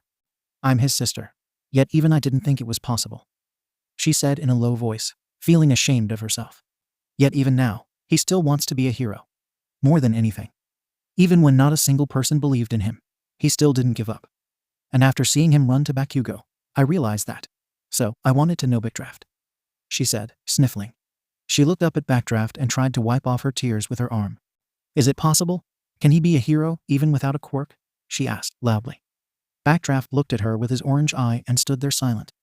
Ami looked at the hero's mask and was unable to see what he was thinking. Backdraft thought of everything he just heard from her and gathered it all together. It took a few silent seconds before he knew what to say. There are many things I could say to that. My family has been heroes for generations. And before that, we were firefighters. Backdraft approached the crying Ami and looked down on her. Many people will tell you, you can only be a hero if you have a quirk. And for the most part, it's true. But that's only looking at it in one way. As a firefighter, you go into a burning building not just to put out a fire. You go in to save lives and help as many people as you can. It's a dangerous job, but so is being a hero. But even before quirks, that's never stopped them from doing it, has it? Backdraft said, thinking back on his own experiences. Ami stood there listening with her mouth open, blinking over and over. She was surprised to hear what her hero was saying to her. Despite the risk, despite the odds, your brother still went in, did he? Despite his own fears, he risked his life to save another. To me, that makes him a hero. Backdraft said, truthfully. Ami stopped blinking and kept her eyes half shut, feeling another wave of tears fall down her face. Her face turned red as she struggled to hold in her emotions. Anyone can be a hero, Ami, even without a quirk. Backdraft finished, staring down at the shaking teen. Ami heard his words and felt the world around her stop. She sniffled and put a hand on chest, feeling her heart beating rapidly. Backdraft watched her lower her head and felt concerned for her well-being, only to see her lift her head up with a massive smile. Ami bowed respectfully at him and composed herself as best as she could. She looked at Backdraft and wiped the tears off her face. He nodded at her and received a nod back. She thanked him before turning around and running off. Backdraft bowed his head in respect, and watched her leave with a smile behind his mask. Thanks, Backdraft, for reminding me, All Might said, standing behind Backdraft. Backdraft heard the voice and jumped in surprise. He gasped and quickly turned around to see the smiling hero look at him. All Might? He asked. Backdraft watched All Might move forward and jump high into the air, leaving him to his thoughts. Was he listening this whole time? Backdraft thought. Izuku walked in silence. He was disappointed that he was unable to talk to All Might again after the villain was defeated. He decided then that he'd try and write to him on his website when he got home. He was walking until he heard a familiar angry voice call out to him. Deku. Kaken, Izuku said, turning around. He watched Bakugo run up to him and catch his breath before talking. Listen, I would never ask for a weakling like you to help me. Don't think you can look down on me. Huh, got that? I was fine by myself. You and your sister didn't help me. You did nothing. I don't owe you anything, Kaken shouted. He turned back around and angrily walked away. What was that? Kaken is right though. It's not like I did anything against the sludge villain, but at least I tried. Guess now I should go back to giving up on my dreams. Izuku frowned. Bakugo turned the corner and walked more casually than before. He heard running up ahead and looked up to see who it was. He stopped walking and recognized who it was. In front of him was Ami. She had been running without stopping just to catch up to Izuku and talk to him. She stopped running and started breathing heavily. She wasn't expecting to run into Bakugo. She made eye contact with his glare and tried to think of something to say. She opened her mouth to speak, but Bakugo quickly interrupted her. Shut up, he said. Ami raised her eyes at the response. If you want to thank me, then don't bother. I only pulled your ass away from him so I could bomb him with my quirk. I don't give a damn what you think about me, you hear? You mean nothing to me. Bakugo said, walking right past her. Ami stood there on the sidewalk dumbfounded over what he said. She stared at him silently as he walked past her. While she stared at him, her memories had returned to her. Bakugo had grabbed her arm and threw her to the garbage pile in order to save her. Or, at least, try to attack the sludge villain. Ami smiled at the revelation and sighed. See you around, Kaken, Ami said, blankly. Bakugo heard the goodbye and gritted his teeth in anger as he walked away from her. That was the nicest thing he's ever said to me, Ami thought. Wait. I still got to catch up to Izzy, Ami thought, sprinting around the corner. She reached the street and spotted Izuku standing in the middle of the road. She didn't question why he was standing there and sprinted faster in excitement. There he is, she thought. Hey, Izzy, Ami shouted, waving her hand in the air to get his attention. Izuku heard Ami's voice and turned around, making eye contact with Ami's excited smile. His eyes shrank as he realized Ami was charging after him completely unaware of the figure standing in front of him. He quickly turned around and raised his hands up high and started panicking. Wait. Don't come any closer, Izuku yelled, freaking out. Ami's smile faltered upon seeing the panic in Izuku's face. She stopped right in front of him and poked her head around his shoulder. She gasped when she saw All Might standing in the middle of the road with Izuku. She saw the serious expression on All Might's face begin to falter and watched as he quickly covered his mouth to hide his signature smile. Is that All Might? She thought, narrowing her eyes in confusion. She saw him stand there with parts of his body literally bursting into smoke before he was enveloped entirely in smoke followed by a popping sound. Ami was taken aback by the sudden cloud of smoke that enveloped All Might and wondered what that was. However, when the smoke had cleared, Ami's eyes bursted open, nearly flying out of their sockets. Standing in front of her and Izuku was no longer All Might, but a thin man that resembled a skeleton.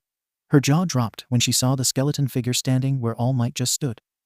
All Might locked eyes with hers and grimaced, already knowing what was coming. Ami's entire face turned a pale white as she raised her hand and pointed at All Might in shock. Before Izuku or All Might could speak to her, she screamed and panicked, while a frantic Izuku tried to get her to stop. He only managed to calm her down after a minute of screaming. Izzy, what happened to All Might? Why does he look like that? Ami stuttered, looking pale and pointing at All Might with a shaky hand. All Might groaned and rubbed the side of his face. He opened his eyes and started speaking. Hey, keep it down now. Someone could hear, All Might warned, dropping his hand downwards to signal her to turn the volume down. I was hoping I could stay in my muscle form during all this in case you showed up, but I suppose it can't be helped, he said. All Might looked around and made sure no one else was nearby. He then lifted his shirt up and showed Ami his wound. Ami looked at the wound and felt her eyes shrink. She gasped and covered her mouth in horrified shock. I got this from a fight 5 years back. This was the best the doctors could do to fix this. Right now, I can't go more than 3 hours a day in my muscle form. That's terrible, she commented, staring at the horrific wound for an uncomfortable amount of time. I've already told Izuku to keep this quiet, and now I ask that you do, too. All Might asked, putting his shirt down. Ami snapped out of her shock and instantly agreed, rapidly nodding her head. I promise. Ami promised, getting an appreciative smile from All Might. She stared at the smile and remembered what Backdraft said to her. She gasped and turned to look at Izuku. Izzy, I need to talk to you about something, Ami said, confusing Izuku. What is it, Ami? Izuku asked. It's all right, young lady. I overheard your conversation with Backdraft before I left. I'd like to take it from here, if you don't mind, All Might asked, politely. Ami looked at All Might and nodded. All Might smiled at the two of them and started talking. I came here to thank you, and also to discuss your question from earlier, All Might said. If you hadn't told me about your life, if you hadn't run into that fight, I would have been a worthless bystander watching from the crowd. So thanks, he said, getting Izuku to interrupt. Oh no, it was my fault he was there to begin with. Izuku apologized. Wait, what? Ami interrupted. I got in the way of his work and wasted his energy. And I almost died, Izuku said, looking the other way. You almost died? Ami shouted, grabbing Izuku's shoulders. Both Izuku and All Might shushed her. Right. Sorry. Ami apologized, letting go of Izuku. I'm not done. You told me you didn't have a power. So when I saw this timid, quirkless boy try to save a life, it inspired me to act, too. All Might explained. What do you mean? Izuku asked. There are stories about every hero. How they became great. Most have one thing in common. Their bodies moved before they had a chance to think. Almost on their own. All Might said. Izuku heard him and thought of all the things people said to him once more. For some reason, I remembered my mother's words in that moment. Izuku narrated. I'm sorry, Izuku. I wish things were different, Inko said. Izuku put his hand on his chest and resisted the urge to cry. He bent down and dropped to his knees. Ami saw this and put her hands on his shoulders. And today, that's what I saw from you. Both of you, All Might said, getting an appreciative smile from Ami. Tears were starting to fall down her eyes again as well. Izuku could barely hold back anymore and let the tears exit his eyes. You never told me, Mom. Back then, the thing I wanted you to say. The words I needed to hear. Izuku narrated. Young man, you too can become a hero, he said, looking down at Izuku. Izuku looked up at Ami and saw her give him a supporting smile. They hugged each other for the first time in years. She started to cry as well as she attempted to comfort her brother. All Might watched the scene play out for a second. He felt a bit of joy at the affection between the siblings. He made sure to hide it and cleared his throat to get their attention. I didn't know it then, but what All Might was about to tell Izuku would forever change his life and my very own. Ami narrated. Izuku Midoriya, I deem you worthy of my power. My quirk is yours to inherit, All Might said, raising his hands. Izuku stopped crying for a moment and looked up at All Might with confusion. Ami also stopped crying and shared a confused look with Izuku. There was an awkward silence between the two as they fully realized what he said. Huh? Izuku uttered out. Izuku Midoriya, I deem you worthy of my power. My quirk is yours to inherit, All Might said, raising his hands.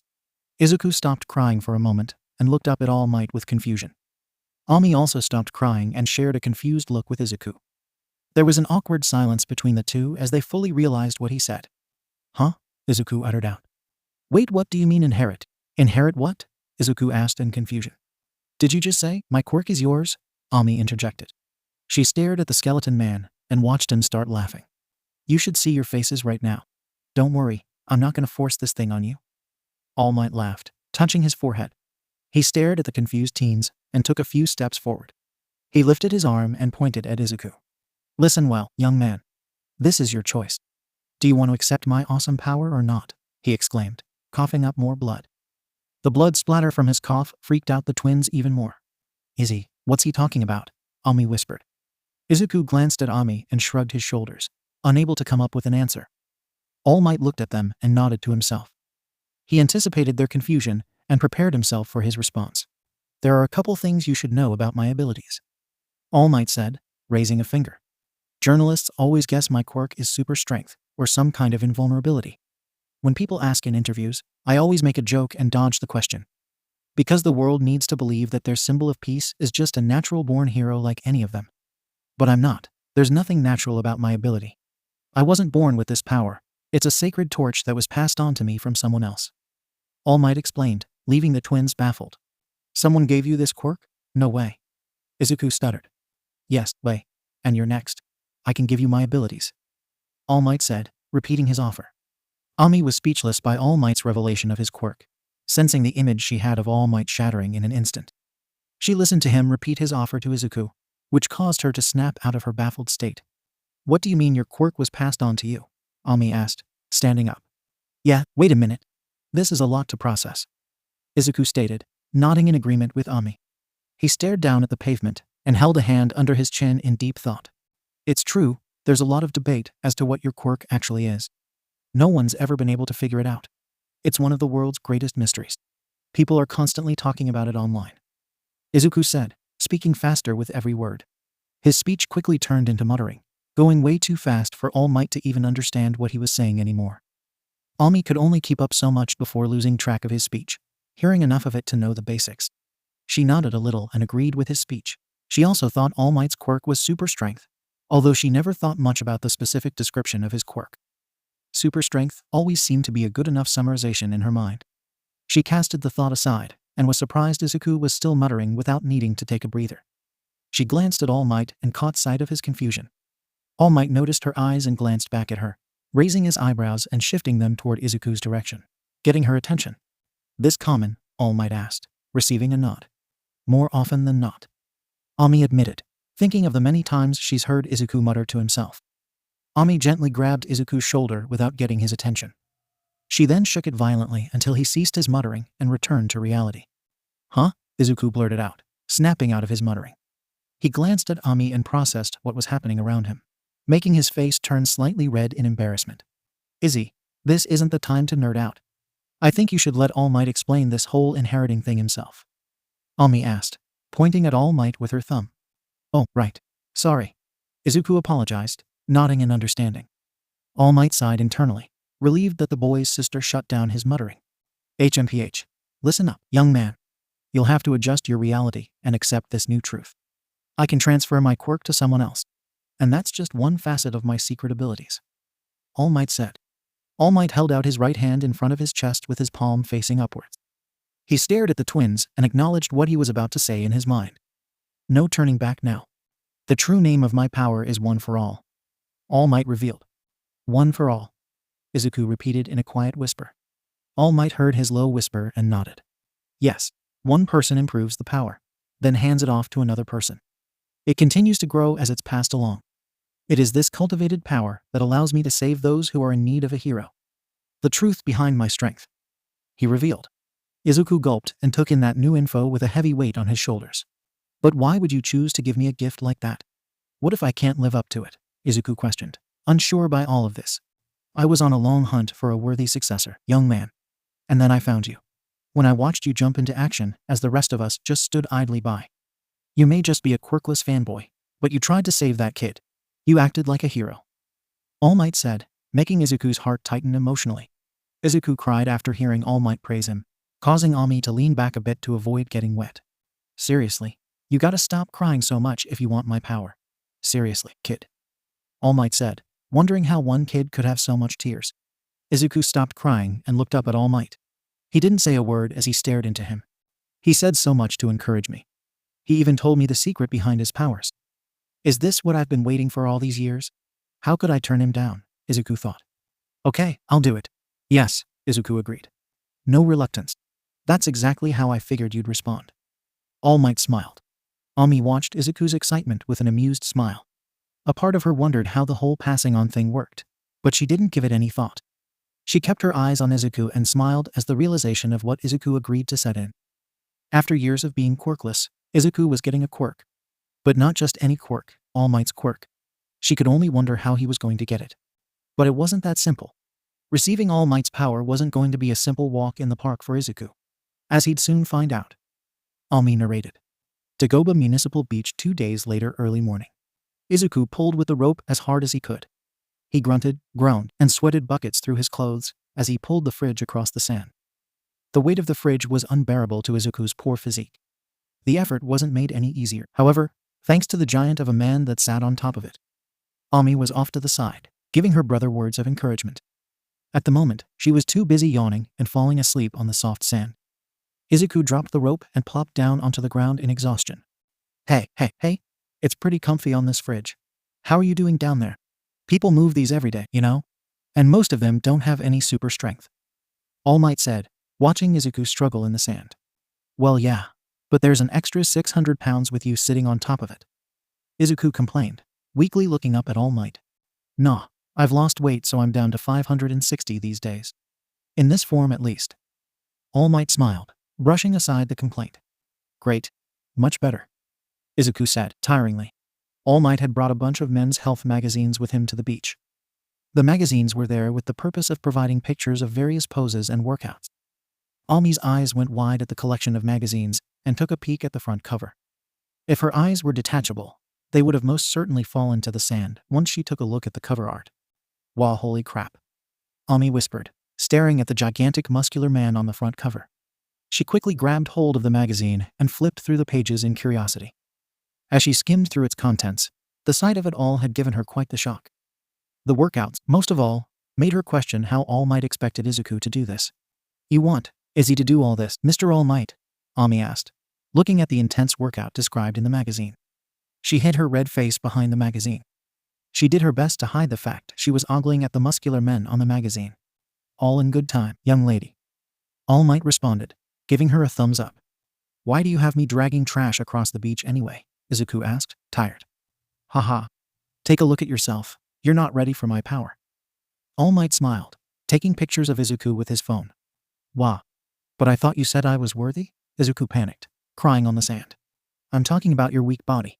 My quirk one for all is a whole lot to handle. The combined physical abilities of everyone who's ever used it creates a hurricane of pure force.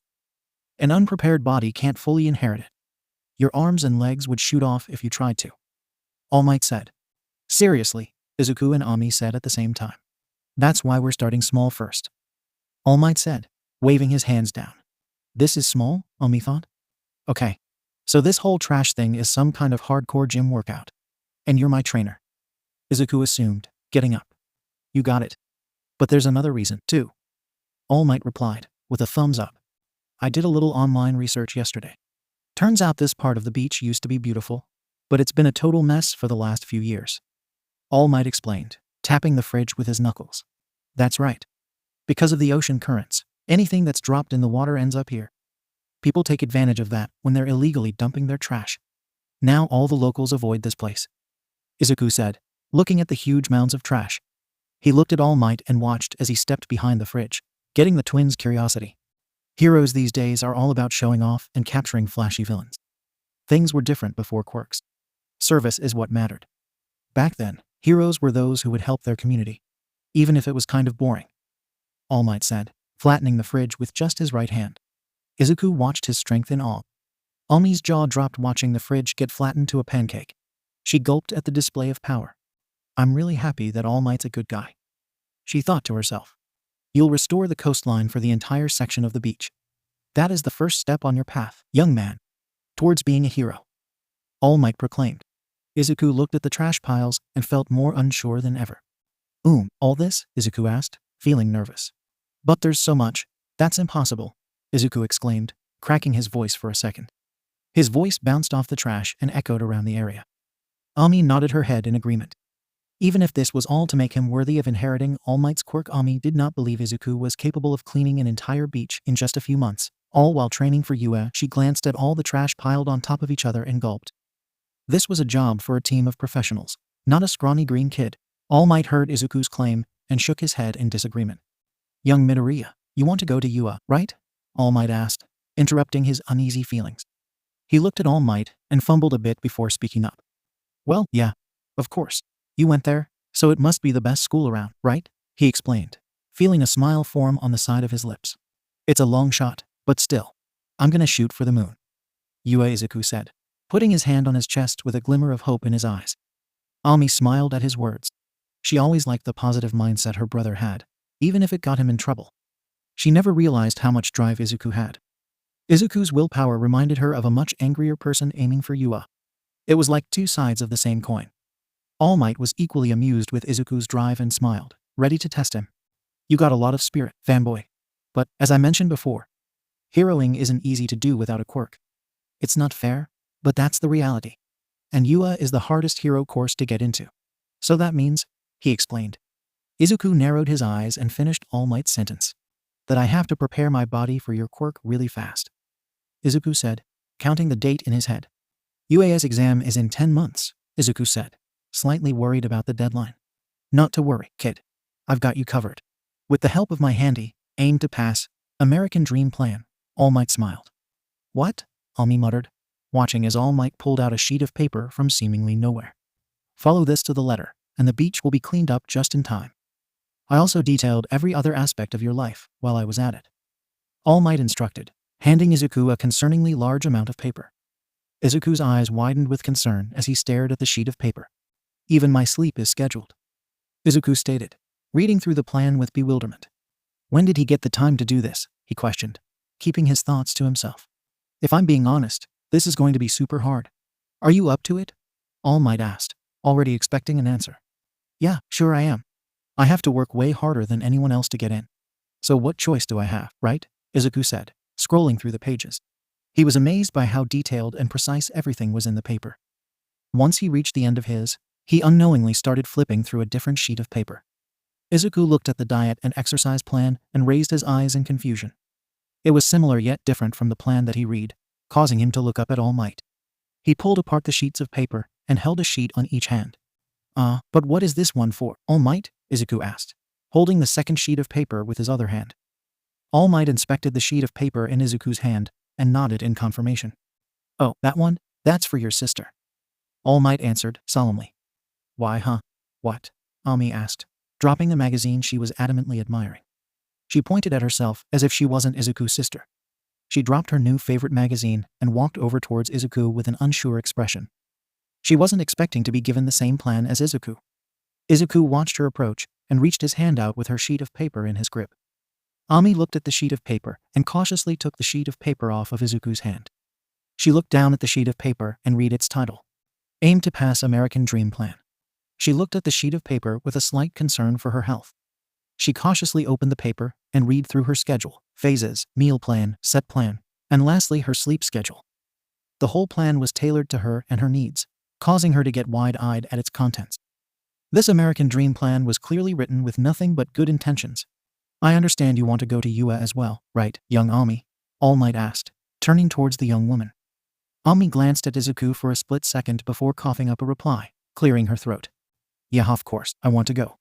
It's been my dream to become a hero since me and Izuku were kids, she said, thinking back to her past wishes. Izuku heard his sister's reply and smiled. Ami continued to flip through her plan until she reached a new section at the back. She stopped to read its title and raised an eye at the page. Hey, wait, quirk training? But I never told you my quirk. Young Midoriya filled me in about your quirk over the phone. He told me everything I needed to know about your quirk. All Might explained. Everything, Ami stuttered, hesitantly. She felt embarrassed that Izuku told All Might everything about her quirk. That was mostly private information, and it's not like she went out of her way to explain it to anyone. She sighed and accepted it. Only Izuku could know so much about her quirk while knowing so little. I managed to type this one up all night, thinking of how we can improve your quirk until it's in tip-top shape for the UA exam. All Might said, congratulating himself. You have an interesting fire quirk, young Ami. It reminds me of another hero that I know. All Might said. Ami thought of who he could be referring to and realized it was Endeavor. She never put much thought into the similarities of her quirk and Endeavor's. She wasn't much of an Endeavor fan anyway, even though he is the number 2 hero. She read the title of her page with quirk training and read a description of her own quirk. The experience of reading about her own quirk was surprising to say the least. Ami read through it and glanced at Izuku. She knew he was observant, but this was way more detailed than she was expecting. It practically seemed like Izuku knew more about her quirk than herself. She read off the short summary of her quirk at the top of the page. Ami Midoriya. Quirk. Flame Catcher.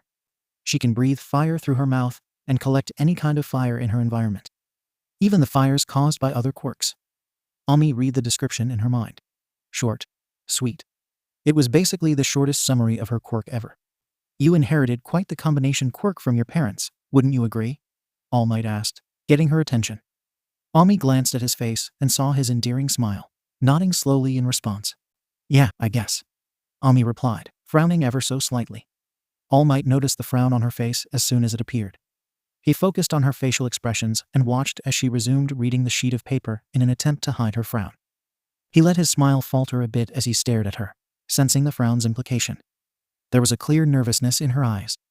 All Might felt sympathy for her and quietly flared his nostrils, inching closer and placing a hand on her shoulder. Ami felt the large hand on her shoulder and raised her head up, glancing back at All Might. She looked at the expression on his face and saw there was more comfort in his smile than before, making her feel safe. Young Midoriya told me you've been practicing collecting flames with your quirk since you were young with that lighter you carry around. But also, you've had almost no experience with the fire-breathing side of your quirk until you used it on the sludge villain, correct? All Might asked, getting a reluctant nod from Ami. Yeah, she admitted, hesitantly. All Might heard the hesitation in her voice and frowned in sympathy. He sighed and crouched down, sitting on one knee. Ami turned and faced All Might, staring directly at him with equal height. Even with one knee on the floor, All Might's height reached her own. Ami stared at the solemn smile on his face and the look in his eyes that showed his sympathy for her, making her emotions well up. All Might cleared his throat and spoke with a low voice, making sure Izuku was unable to hear what he was saying. Izuku didn't tell me how you manifested your quirk. I assume it's personal for you, he whispered. Ami heard the question and frowned, immediately recalling the memory in her head. Yes, it is, she answered, looking down at the ground in shame. All Might looked at her shameful expression and shook his head. I won't pry, but I want you to know it's okay, All Might said, patting her shoulder with his big hand as comfortably as possible. Ami felt All Might's hand pat her shoulder and smiled weakly at his restraint. He was trying his best to make her feel better, and she knew it. The buildup of emotions she felt go through her at that moment broke her barrier, letting tears escape her eyes. Thank you, All Might, she said, crying softly at his comforting words. Comforting words usually didn't make her feel better, but the fact it was coming from the #1 hero had deeply affected her emotions. She found it difficult to control her tears. She looked at the sheet of paper once more and wiped her tears away with her arm. She smiled at All Might and nodded, acting brave despite her crying. I'll do my best, All Might, Ami promised, feeling reinvigorated. That's the spirit, young lady, he exclaimed, laughing. He then coughed up blood and turned back into a skeleton. Ah, Izuku and Ami screamed. Just like that, we began 10 months of absolute hell, Izuku narrated. All Might and Ami watched Izuku drag more heavy objects across the sand with only his hands. Ami cheered him on as he struggled to pull the heavy lockers through the sand. The adrenaline in his body and the encouragement of his sister pushed him to go beyond. He wasn't used to hearing any kind of encouragement from his sister, and he could tell she wasn't used to encouraging him either. He pushed aside unpleasant memories and focused on dragging the locker, feeling the little muscles he had begin to bulge. Come on, put your back into it, Midoriya. It's not going to move itself, All Might exclaimed, dressed up like a gym coach. If he was going to train someone, he might as well look the part. You can do it, Izzy. Keep going, Ami cheered, jumping up in the air. I'm using different muscle groups depending on the size and shape of the trash I'm hauling, Izuku narrated. He ran across the beach with a gigantic tire as fast as he could. All Might stood on a throne of trash watching Izuku run. Ami had her fist in the air, shouting out words of encouragement. Let's go, let's go. The clock is ticking and 10 months will be over before you know it. Don't you give up, it's time to go beyond, All Might shouted. Izuku stumbled a bit while carrying the huge tire and quickly recovered. He continued running across the beach with All Might and Ami watching him go far with all. He glanced at Ami and turned. Hey, listen up, All Might said. Ami stopped her shouts and looked at All Might. What is it, All Might? She asked. When we're not here, I need you to keep an eye on Izuku for me. Make sure he doesn't overdo it. His American dream plan was created with his body in mind. It was fine-tuned to ensure his progress is swift, manageable. He can't go overboard. It's going to have the opposite effect of what we want, All Might explained. He's always gone overboard with things in the past, especially with stuff like this. But I'll do it. I'll make sure he doesn't overwork himself, Ami said, nodding. All Might looked at her and smiled. Oh, and after this, you're next, All Might said. Ami's eyes widened and gulped. She hoped she was ready. Back straight, Ami. Nice and slow now, All Might instructed. Ami struggled to keep her form good as she did push-ups. She was admittedly not good at pee for most of her life. She felt the sweat drip down her forehead and how damp her hair was. She had tied her hair into a ponytail so it wouldn't get in the way too much. After that, she growled through her teeth as she struggled to lift the huge weights with both her arms. All Might was there to grab onto the weight in case she couldn't bring it up. But to his surprise, she never dropped the weights. Izuku had returned the favor and gave her words of encouragement. By the time Ami was done, she was practically dead inside. Back at home, both Izuku and Ami had to convince their mother to cook the meals described in their American dream plans and did so successfully. Inko watched both her babies scarf down the food she put on their sides of the table with slight worry. She wasn't expecting they'd be so into this. She was especially surprised one day when she spotted Izuku and Ami in Izuku's room. She peeked inside and watched the two of them work out together. Ami had her eyes closed as she struggled lifting herself off the ground for sit-ups. Izuku held on to her legs and made sure she wasn't cheating. Izuku and Ami were giving each other words of encouragement as they switched turns. Inko watched the two of them for a few minutes and felt herself get teary-eyed. She hadn't seen them do anything together in the house for years. Flashes of the two of them, running around the house playing with their All Might action figures with glee, entered her mind. She smiled at the two of them and wandered off. A few more months passed with the training getting more and more intense. Both Izuku and Ami had noticeably improved, but still needed more time to train. At the moment, it was Ami's turn for her quirk training. The trash pile on the beach was getting smaller, but it was still noticeably big to still call the beach ugly. Ami finished tying her hair into a ponytail and did arm stretches. In the distance, she stared off at a huge wooden log that All Might had borrowed. She stared at the log and estimated how far it was in her head. That's gotta at least be 30 feet away, Ami guessed, estimating the distance. Now that we've worked on your fire breath from close range, it's time we focused on your distance, All Might said. But, All Might, Ami can't use her flamethrower that far, Izuku said. Ami nodded in agreement at Izuku's words. Flamethrower is what they had come up with instead of saying plain, old fire breathing. It made the move sound cooler in her head. When you jumped onto the sludge villain, I saw how you inhaled all the fire that young man made with his explosions and used it to your advantage. You managed to clear the whole street of flames with just your breathing alone. And you were able to add that flame into your body to boost your own power as well. So, depending on the amount of fire around, the range of your flamethrower increases, All Might said, pulling out Ami's lighter. Ami saw her lighter in All Might's hand and raised an eye. He flicked the lighter and looked at the small flame emitting from the top. It's a useful little thing, isn't it? Custom made, I see. The flame stays on until you flick the top again, All Might said, flicking the lighter. The flame on the lighter disappeared after the flick. Absorb the flame from the lighter. Okay, Ami said. She tensed her body and ignited the flames in her body. She felt the flames she produced herself enter her mouth. A small bit of smoke leaked out of her mouth as she grinned. She stared at the lighter and prepared herself. Ready? Yup, Ami replied. All Might flicked the lighter again and watched the small flame appear at the top. She stared into the tiny flame and breathed through her nose. She then took a breath and inhaled. The flame on the lighter immediately flew over to Ami's mouth. The constant flame emitting from the lighter created a string of light that flew towards Ami's mouth. It looked like the string and bait of a fishing pole. She closed her mouth and felt the intensity of the flame increase. The training with All Might had made her better handle the negative effects of her flame.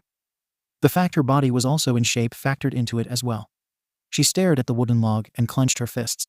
She was ready. Without hesitation, she blew her flamethrower towards the wooden log and watched the flames travel far. Within seconds, the flamethrower reached the tree and blasted it with flames. Once she expelled as much flame as she could without getting too dry, she deactivated her quirk. All Might looked at her and felt a small sense of pride. Maybe being a teacher wasn't so bad after all. All right, go, Ami, Izuku cheered, happy for his sister. Ami looked at All Might with a smile. Now what? She asked, curiously. Now you breathe it back in, then back out.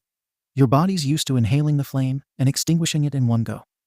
Now you need to train yourself to not only keep the flame going, but to also allow for even bigger flames down the road. All Might explained, taking on a more serious expression. This is the next step in your quirk training, he stated, causing Ami to nod in understanding. She tensed up her body and, okay, let's do this, I can do this, Ami said, hyping herself up. She looked at the burning log and inhaled. The flames on the log quickly flew off the log and entered her mouth. She felt the flames enter her mouth, and instead of swallowing the flame, she exhaled and blew it back onto the log. She was surprised how much that took out of her. Nevertheless, she continued inhaling and exhaling the flame until there was nothing left to inhale. Ami was panting heavily and fell on her knees in exhaustion. Izuku quickly rushed to her aid and held onto her shoulder. Ami, are you all right? Yeah, I'm fine. Thirsty is all, Ami said between breaths. She looked up and saw All Might with a water bottle in his hand. He approached her in skeleton form, which had still slightly creeped her out. But not as much as before. He held the water bottle out for her to grab and smiled. You did good, kid. Both of you did good. All Might nodded, looking at his two students with satisfaction. That's all for today. We'll continue tomorrow. All Might said. Izuku and Ami sighed at that.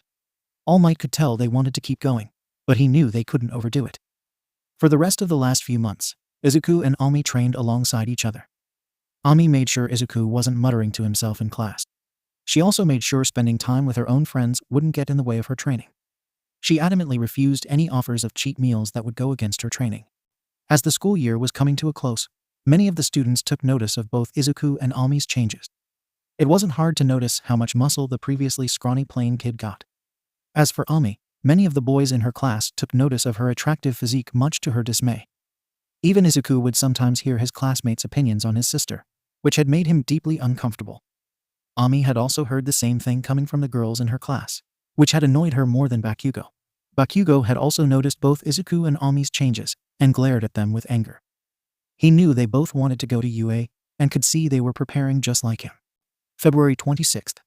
And suddenly, it was the morning of the exam. All Might walked out of his truck with heavy, baggy clothes. He stared at the ground as he walked up to the beach, unaware of the changes. Ah!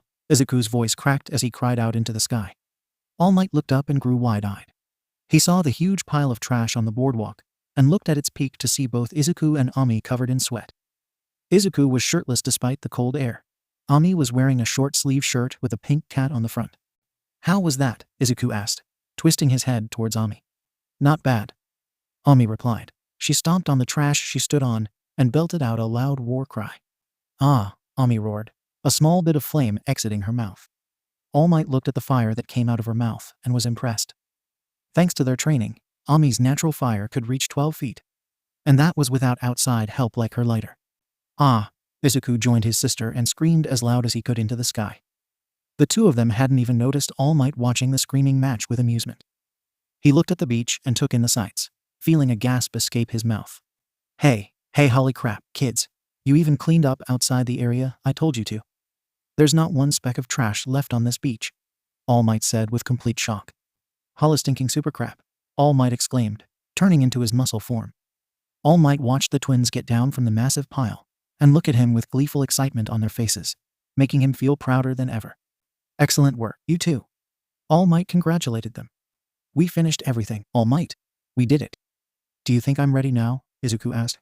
Yeah, you did good, kid. I knew you had it in you, but this is beyond. All Might smirked, stopping himself. He pulled his phone out and showed Izuku a picture of himself crying on the sand. Look at this. All Might said. It's you crying. 10 months ago. He explained with a smirk. Izuku said, looking at the photo in confusion. Look how far you've come. Such improvement. All Might approved, looking at how incredibly jacked Izuku had gotten. Ami looked at the photo of Izuku from 10 months ago and couldn't believe how much had changed. There's still a long road ahead of you before you can inherit my full power set, but it's starting to look like you can do it. All Might admitted, giving an encouraging smile at the twins. He directed his attention to Ami and switched the picture on his phone to an image of her. As for you, young Ami, look at this. All Might said, showing her a picture of her breathing fire 3 feet long. Whoa. She commented, in a low but equally astonished voice. Look how far you've come as well. All Might praised. Ami stared at herself and squinted her eyes in confusion, wondering when he took that photo. Either way, she did as told and stared at her old self. The most surprising thing about the old her was how tiny she appeared. She never realized how small her and Izuku were. She admired herself and felt a surge of pride enter her. The times had certainly changed in their favor. Before, your flamethrower could only go 3 feet. But now, you've improved that by times 4, he exclaimed, raising a thumbs up. I'm so proud of you too. All Might exclaimed, pulling his phone away. Izuku smiled at the praise All Might had given them and started to cry. Ami noticed his tears and stood close to him, smiling warmly and making him feel better. He clenched his hand and sniffled. All Might. Do I deserve this? Are you sure? You put so much time and energy into helping us. How did we end up so lucky? He questioned, unable to comprehend the moment. All Might grinned at Izuku and nodded. It was your hard work that did this, Midoriya. All Might stated, making Izuku feel much better. He was right. After all, he wouldn't be this buff now if he had gone lazy. Now for your reward, Izuku Midoriya. Yes, sir, Izuku said. All Might then plucked a piece of his hair out of his head, without even flinching, and smiled. Someone told me this once. There's a difference between being lucky and deserving. One's an accident, the other a reward. Never get the two confused. Take that to heart, young man. This gift, you earned it with your own valiant efforts. All Might said, bestowing onto Izuku a gift unlike any other. And so, I held out my weak, quirkless hands, and grabbed the future. Izuku narrated, grabbing hold of All Might's gift. He stared at the gift in his hands and froze, going wide-eyed. Eat this. All Might ordered, smiling innocently. Izuku stared at the piece of hair and attempted to process his order. Huh? Izuku replied, confused. Ami looked at the piece of hair on Izuku's hands and raised her eyebrow in confusion. She looked at All Might and saw the smile beaming from his face and knew where this was going. She scrunched her nose up in silent disgust and preemptively prepared herself from gagging. All Might stared at the twins' confused expressions and felt his smile falter. To inherit my power, you have to swallow some of my DNA. That's how it works. All Might explained, causing Izuku to grow nervous. This isn't exactly how I imagined it, he admitted, looking at the hair in his hands. Ami held her breath and patted Izuku's shoulder, giving him a supportive nod. Come on, Izzy. Eat it already. We're gonna miss the exam. Ami encouraged, shaking him a bit. All Might agreed and smiled, forcing Izuku's hands up to his mouth. Exactly, now eat, eat, eat, All Might shouted. Izuku screamed out as he was forced to eat All Might's hair. 8:40 and the same day Yua High School entrance exam location. Izuku and Ami rushed past the entrance to the high school, ignoring many of the students that were walking to the door. They stopped halfway and quickly caught their breaths. Woo, we made it, Ami said, quickly recovering. Training with All Might definitely made her less exhausted after running. Made it just in time, Izuku thought, catching his breath. Ami stared at the front entrance and smiled. She took in the sights and felt a rush of excitement go through her. Yua High, she said, staring at the sign. She glanced at Izuku and started to get curious about the quirk. Hey, feel any different yet? Ami asked, tugging Izuku's elbow. Izuku glanced back at her and made eye contact with her. He shook his head and covered his mouth, hiding his grumbling frown. Ami noticed the expression on his face before he covered his mouth and let her smile falter a bit. There was an unamused look in his eyes that let Ami know he wasn't satisfied. I may have swallowed the hair, but I don't feel like anything great has happened to me yet, Izuku responded. Ami tilted her head a little and nodded slightly in understanding. She was about to attempt to cheer him up, but before she could react, a familiar voice appeared behind them with a snarl. Stupid, Deku, the voice said with annoyance. Izuku flinched a bit and turned around, staring at an approaching Bakugo with surprise. Kaken, Izuku responded. Bakugo glared at him and then glared at the girl next to him. He flared his nostrils in disappointment at the fact that both of them were here. He kept his walking speed and didn't slow down, glaring at Deku. Get out of my way before I set you on fire, he threatened, continuing to glare at him. Ami heard Bakugo's threat and got mad, flaring her nostrils. She gave him a glare and scoffed. You can try, Ami said, crossing her arms and glaring at him. Bakugo ignored her and made no attempt to reply. Instead, he kept up his annoyed attitude and continued glaring at Deku as he approached. Izuku watched Bakugo's approach and gulped, getting scared by his intimidating presence. Oh, hey, good morning. Let's just do our best out there, okay? Good luck, Izuku said, waving his arms in a panic. Bakugo walked around them and continued his way to the entrance, surprising them both. Ami and Izuku stopped what they were doing and turned her heads back, watching as Bakugo walked towards the entrance with a confused look. Oh, guess I was just scared out of habit, Izuku said, dropping his hands. He took a deep breath and sighed in relief. Did he ignore me? Ami asked with her eyebrow raised, feeling strangely offended. You know, ever since that day, Kaken has been taking it easy on us, Izuku pointed out. Ami heard Izuku's theory and couldn't help but agree. Between now and the sludge villain, the incidents between them and Bakugo had decreased by a lot. She nodded in agreement and had her own theory as to why. Huh.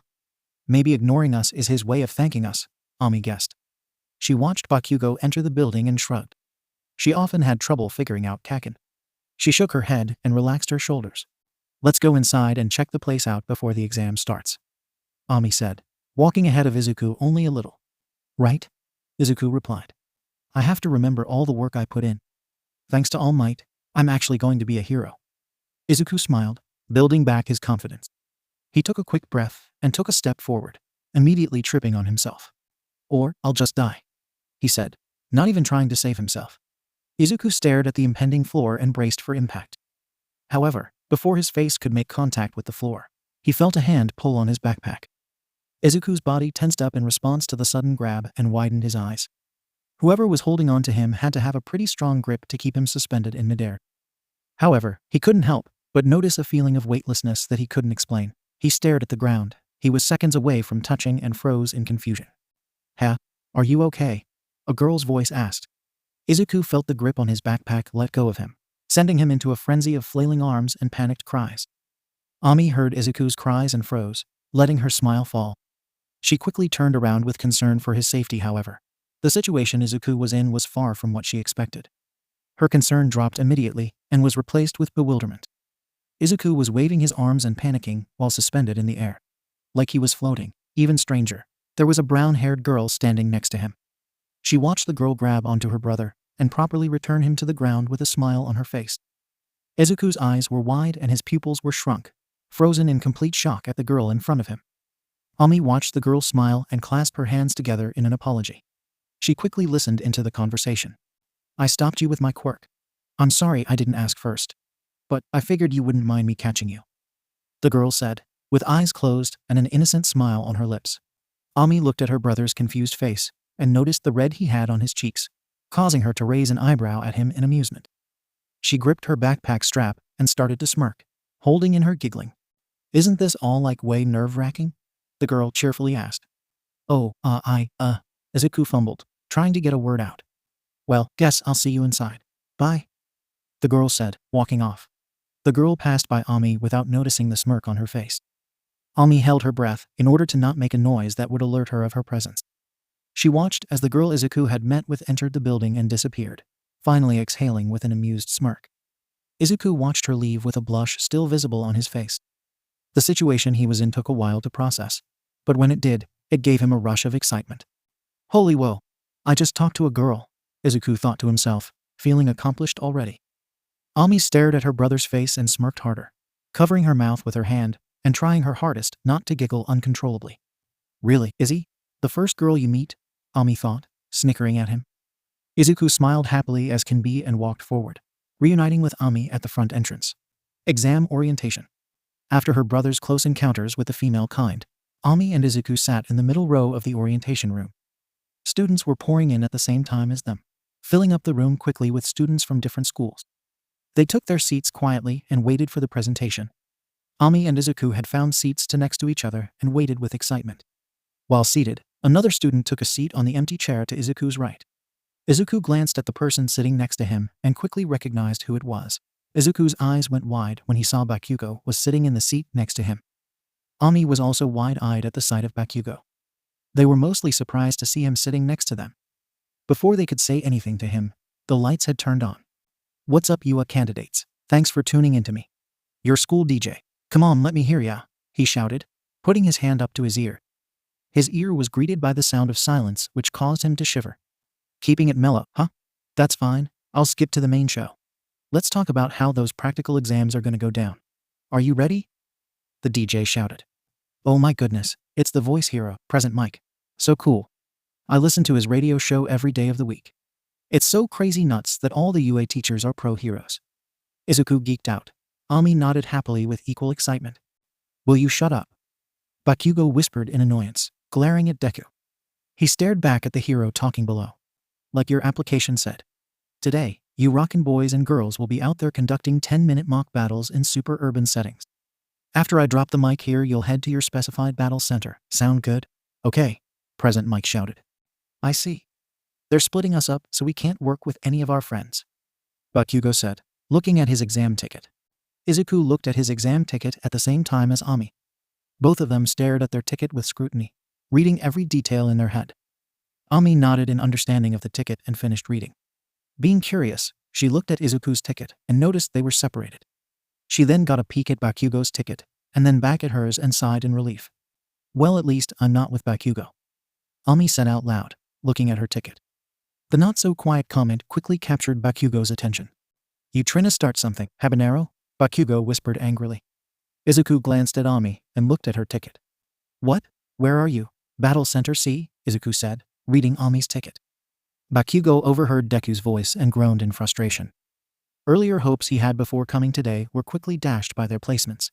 Damn it. I was hoping I'd crush at least one of them, he thought, staring at his ticket. Okay, let's check out your target. There are 3 robots in the battle center. You'll earn points based on their level of difficulty, so better choose wisely. Your goal in this trial is to use your quirk to raise your score by shredding these villains like a mid-sung guitar solo. But check it. Make sure you're keeping things heroic. Attacking other examinees is a no, you dig, President Mike said. Excuse me, sir, but I have a question. A man called out, raising his hand. Hit me. President Mike said in approval. On the printout, you've listed 4 types of villains, not 3. With all respect, if this is an error on official UA materials, it is shameful. We are exemplary students. We expect the best from Japan's most notable school. A mistake such as this won't do. The man said. Oh bother. Ami muttered, holding her head up with her hand. What did it matter if the materials got one thing wrong? It's just one less villain to deal with, Ami thought. Additionally, you, with the unkempt hair. The man turned, pointing to Izuku. Huh? Izuku asked, realizing he was looking at him. You've been muttering this entire time. Stop that. If you can't bother to take this seriously, leave. You're distracting the rest of us. The man demanded. Ami looked at the man with scorn and stood out of her seat. She wasn't going to let some rich kid embarrass her brother like that in front of everyone. Hey, why don't you take a chill pill and relax, Richie?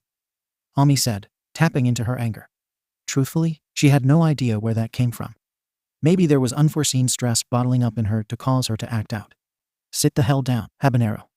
Bakugo whispered angrily. The man with the glasses intensified his serious glare at the girl and was ready to retort. But President Mike stole the mic. Now, kids. To answer your question, the 4th villain type is worth 0 points. That guy's just an obstacle we'll be throwing in your way. There's one in every battle center.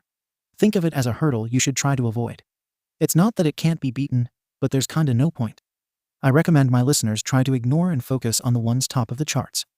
President Mike clarified, getting a satisfied nod from this serious student. I see. Thank you very much. Please continue. The man bowed in respect, sitting back down in silence. Ami listened to his apology to the teacher and narrowed her eyes, crossing her arms with a harumph. That's all I got for you today. I'll sign off with a little present. A sample of our school motto. As General Napoleon Bonaparte once laid down, a true hero is one who overcomes life's misfortunes. Machem. Now that's a tasty soundbite. You ready to go beyond? Let's hear a plus ultra. Good luck. Hope you practiced hitting more than just books. President Mike finished. Students quickly started standing up and leaving. Ami looked at her exam ticket and took a deep breath. Her future was just a test away. She tensed up her body in preparation for what was to come next. Battle Center C. Ami stared at the front gate with wide eyes. The entrance to the battle center was absolutely huge. Ami had to crank her neck up just to see the top.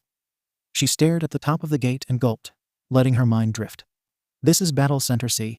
How big are the other battle centers? She questioned internally, hearing the whispers of the applicants around her. A crowd had gathered around Ami, raising her nerves a bit from the amount. Ami clenched her fists and put on a serious face. She looked around the other teens with her and made note of their expressions. They were all just as ready as her, but some of them had equally nervous expressions on their face. She saw a girl with hair like vines praying and heard her muttering to herself. Ami stared at her with worry. Maybe I should pray, Ami thought, nervously. To her right, she twisted her head and saw a boy turn into metal. The boy pounded his fists with excitement, letting the muscles on his metallic body bulge out widely.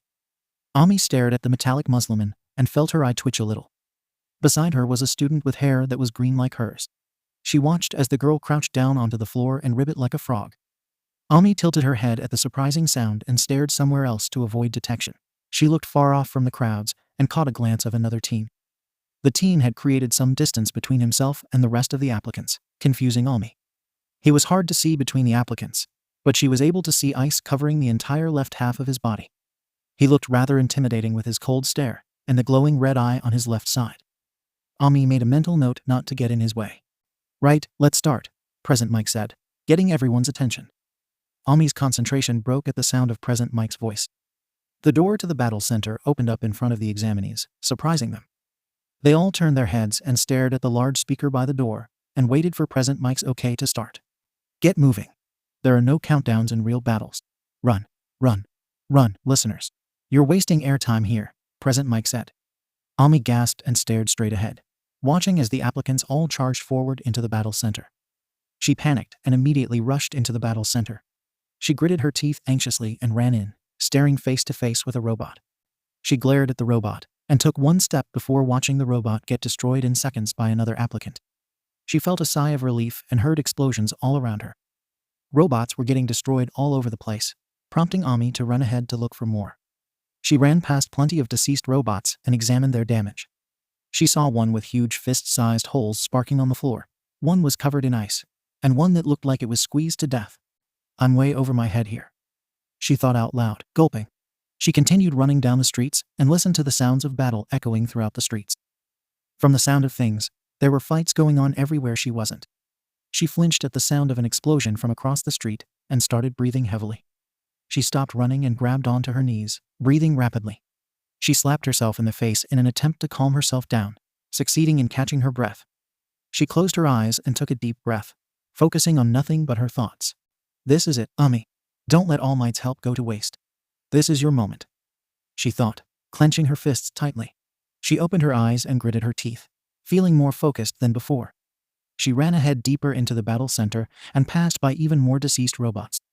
Shaking her head at their bodies, she continued running. That is until one of the robots jolted off the floor towards her. Ami jumped in response to the robot's presence and watched as it rose up between its fallen brethren. Beep beep. She watched the robot's red eye lens focus on her, raising its claws towards her. She stood still and glared at it, letting out a happy growl. 3-pointer. She gritted, flashing her teeth at the robot. She gulped and activated her quirk, feeling flames rise up her body. The robot watched as her neck glowed orange, sensing an increase of temperature through its sensors. It tilted its head at her in confusion. She grinned at the robot and saw smoke emanating between her teeth, feeling the heat of her flames on her tongue. She widened her stance and stomped the ground, opening her mouth wide and firing her flamethrower. The robot stared at the flames coming out of her mouth before getting consumed in fire from head to toe. The robot's alarms went off inside its body as the intense heat melted through its armor. The circuitry inside its body melted, causing the robot to glitch up in response. Before long, the robot succumbed to the flames and fell. Ami's eyes widened at the robot's defeat and stopped her flamethrower. She took a deep breath and stared at the robot's smoking corpse with a victorious smile. Yes, she exclaimed, raising her fists into the air. That's me, I did it, Ami exclaimed, jumping up in the air repeatedly in excitement. She was getting a little carried away in her excitement at getting 3 points. Far away from the battle center, a hidden camera captured Ami's celebrations. Several cameras were recording the other applicants' actions from a small dark lit room. Inside the room was a group of heroes that watched the cameras hidden in the battle centers with excitement. Among the group was a deflated All Might. He was mainly focused on watching the action going on in Battle Center B, but occasionally would check on Battle Center C. On the screen, he saw Ami celebrating her victory over the smoking dead robot and made a tiny smile. He flared his nostrils and nodded at the screen with pride, staring back at Battle Center B in search of young Midoriya. Another teacher in the dark room watched Ami's celebration and watched as she took a heavy breath and inhaled. He stared at her with a surprised expression as flames leapt off the dead robot's body and flew straight into her mouth, leaving the teacher curious. My, that's neat, the small talking mouse said, staring at the screen with a happy smile. He continued watching Ami as she ceased her celebrations and resumed hunting. Ami ran off towards another street with a satisfied smile. Her nervousness from before had swiftly vanished after eating the flames off the robot corpse. The accomplishment had raised her spirits, pushing her to go on even further. She turned a corner and entered a new street, slowing down and listening for robot sounds. She heard the sound of treads on the road and felt her excitement rise. She ran down the road and saw another robot in front of her. She smiled at the sight of the robot and recognized it as a 3-pointer. Yoo-hoo, Ami exclaimed, getting the robot's attention. The robot raised its head up and turned to the right, spotting Ami in the middle of the road with its red vision. Beep beeper. Over here, Ami hollered, waving her arm at the robot. The robot twisted its body and drove towards her direction, raising its claws at her. Ami stood her ground and grinned at the robot, activating her quirk. The robot picked up on her temperature change and detected a heat source within her body.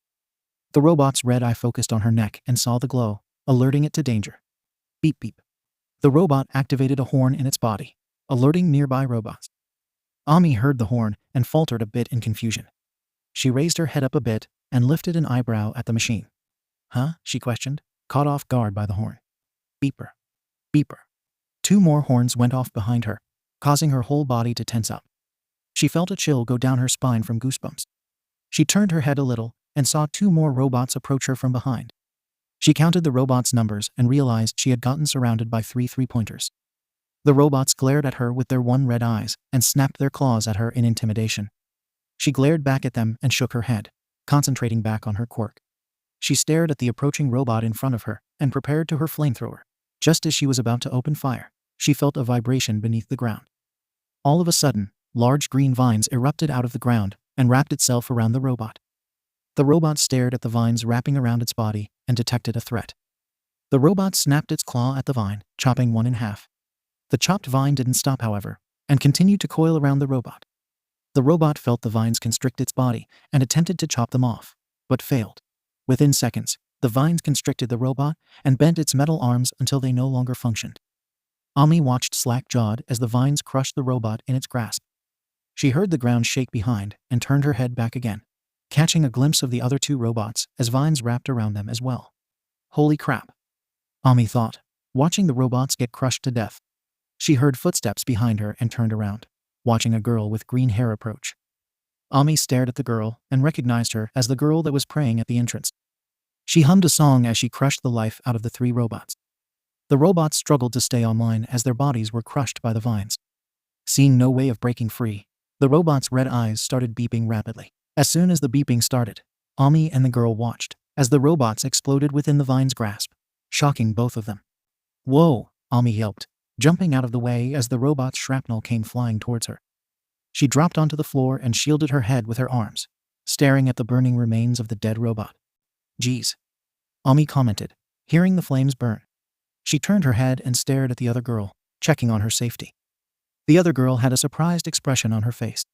She was clearly not expecting the robots to self-destruct like that.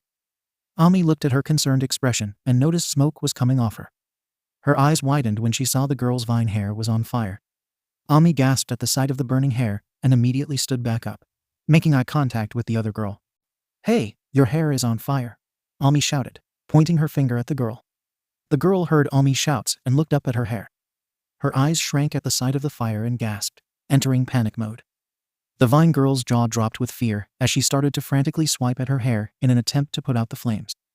The vines holding onto the robots retracted back into the ground and returned to the girl, letting the broken machines slump to the floor in flames. Ami watched the girl panic and frowned, feeling like she couldn't leave without trying to help her. Wait, I can help.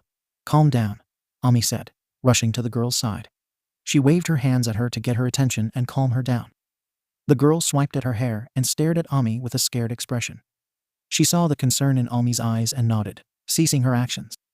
Ami looked up at the burning hair and reactivated her quirk. She opened her mouth and inhaled. The scared girl froze and watched as all the fire on her hair flew straight into her mouth, sending her into shock. She watched as Ami reeled back with the flames in her mouth and swallowed, freeing her hair from any more injury. The girl relaxed and sighed in relief, feeling her hair was now free of flames. Bless you, miss. Bless you, the vine girl said, praising Ami. She bowed at her in respect, making Ami smile awkwardly at her. It's no problem, Ami said, shyly. 2 robots blared their horns at them, startling the 2 girls. Ami saw them approaching from behind the girl and swerved around her. She carefully stood in front of her in defense and clenched her fists. She opened her mouth and exhaled, releasing a plume of fire straight into the 2 robots. The robots were blasted by the intense heat and felt their armor and circuitry melt, shutting them offline permanently.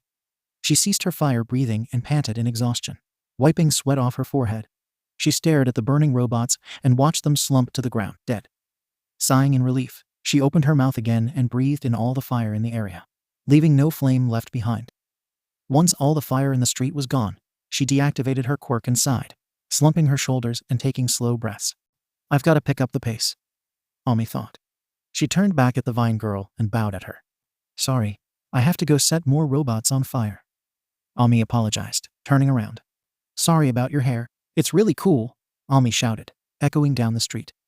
The Vine girl waved back at her and ran in the opposite direction, grateful for her help. Back in the dark-lit room, the teachers sat in seats, patiently watching the applicants' performance in all of the battle centers. With every robot destroyed, the teachers would smile and nod to themselves. The teachers also paid close attention to the applicants' skills and tactics, silently complimenting every successful strategy the applicants performed. All of them were quickly growing impressed by the applicants.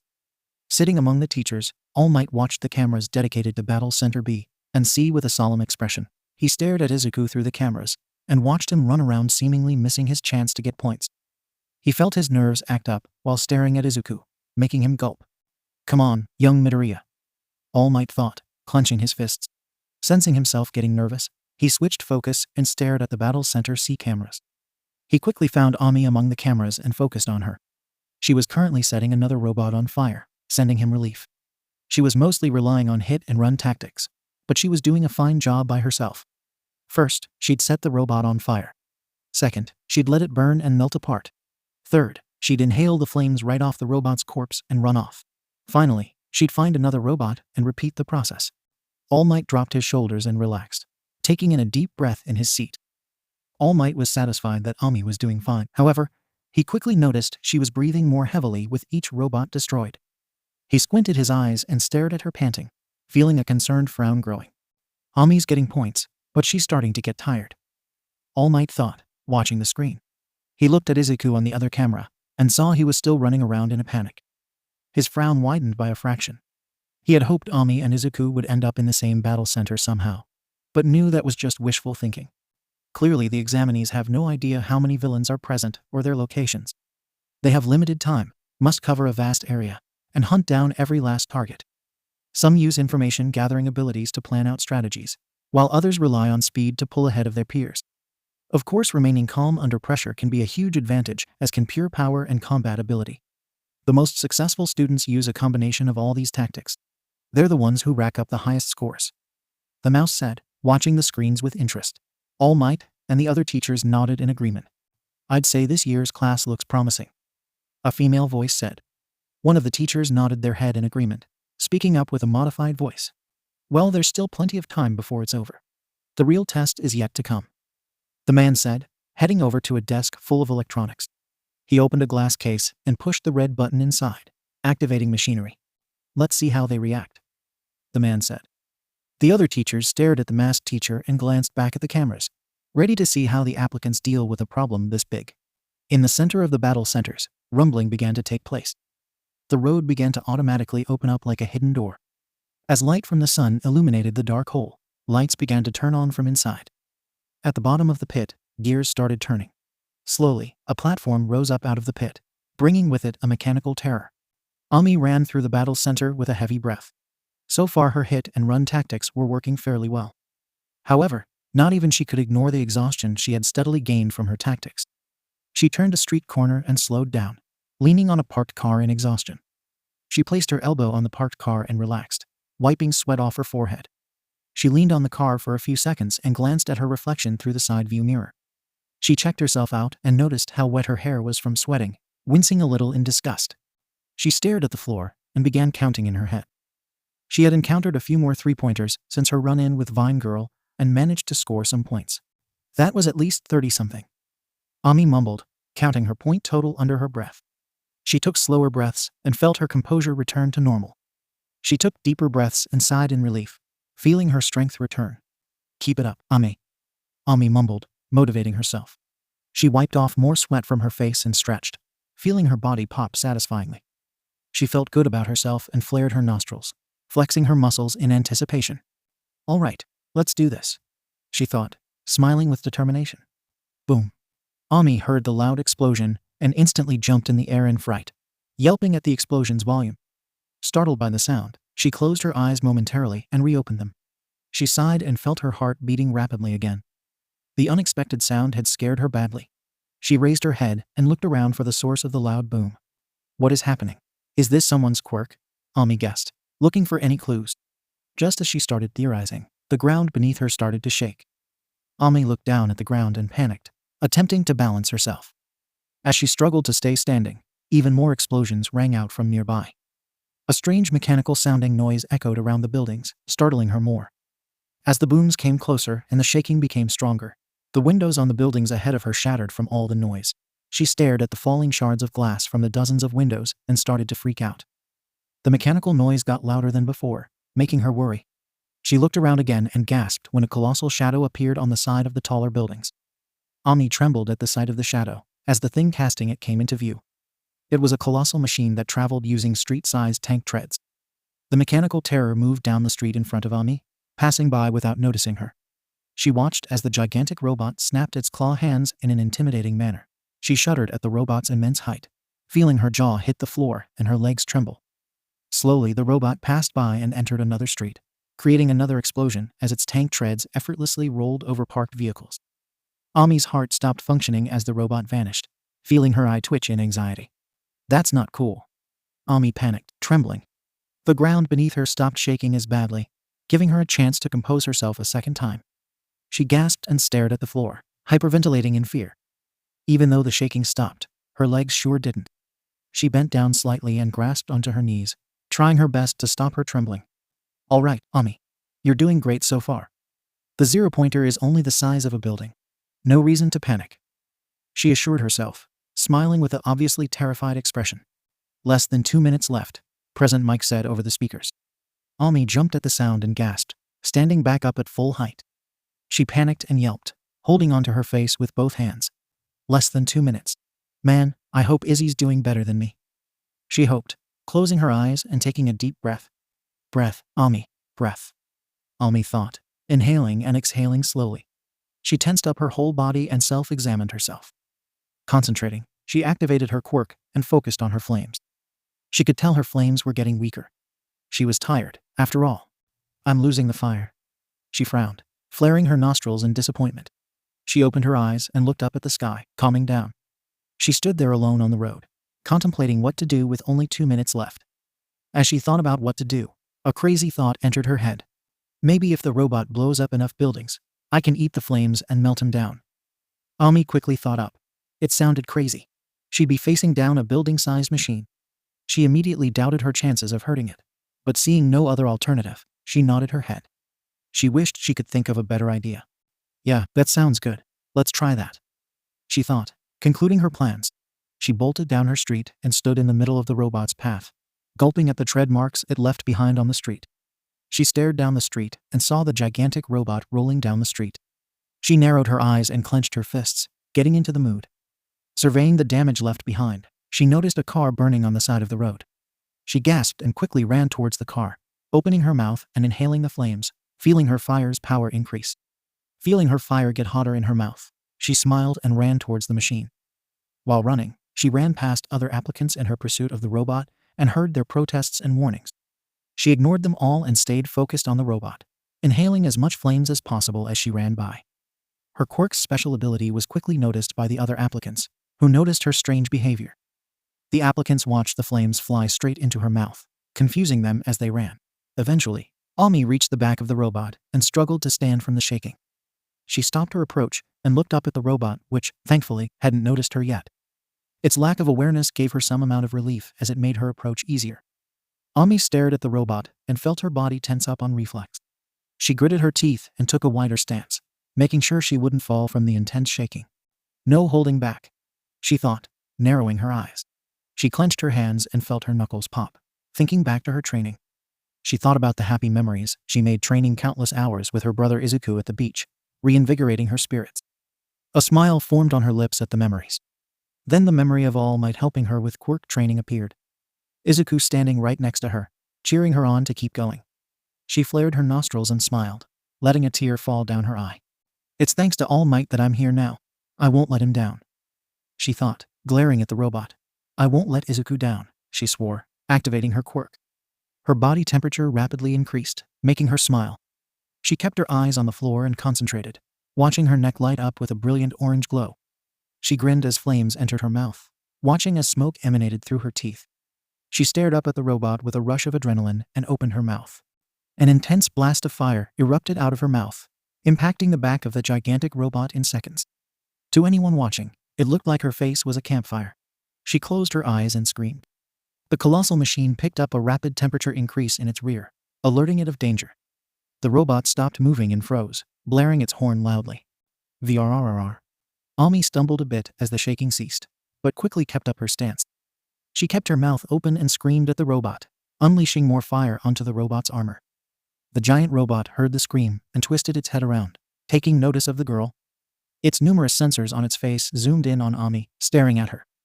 Ami stared up at the robot's face and continued her assault. The robot blared its horn at her, making her flinch.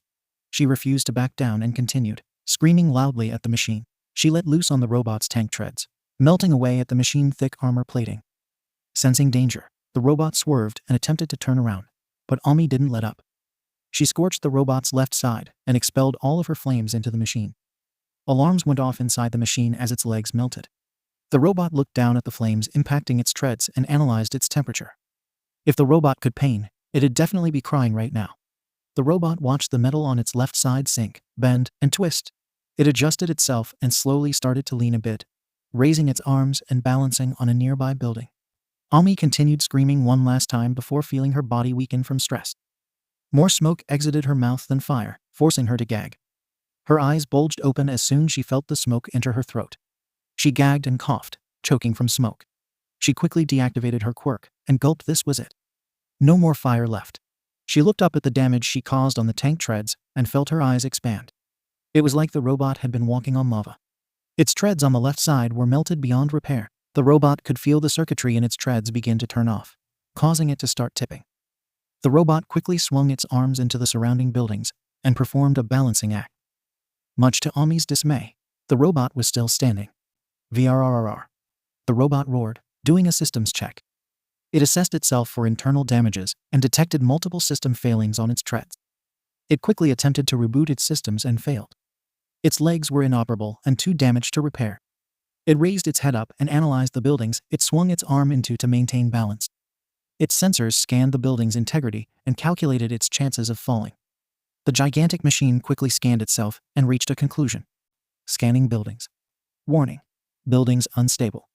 Chances of falling, 100%. The left side of the robot's leg collapsed on itself.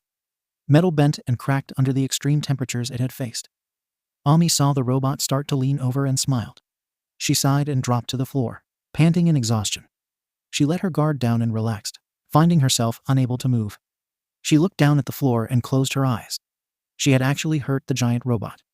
She let out tears of joy at her achievement and celebrated. "I did it," she screamed, hurting her throat. She winced at the pain in her throat and cringed, feeling tears fall down. "Crap, my throat's super dry. I overdid it." Ami cursed herself, rubbing her neck. As she rubbed her neck, she heard a sound from above her. Glancing up, her eyes widened when she saw the massive robot's arms break through the buildings, sending debris falling to the ground. She gasped as the robot's body leaned towards her slowly, darkening the street below her. The robot's red eyes lit up like floodlights and illuminated the street below with a red glow. The robot scanned the floor as it crashed, quickly noticing Ami's presence. The robot looked down at Ami as it fell and activated its alarms. Human life detected. Chances of stopping fall, 0%. Chances of human survival, 39.8%.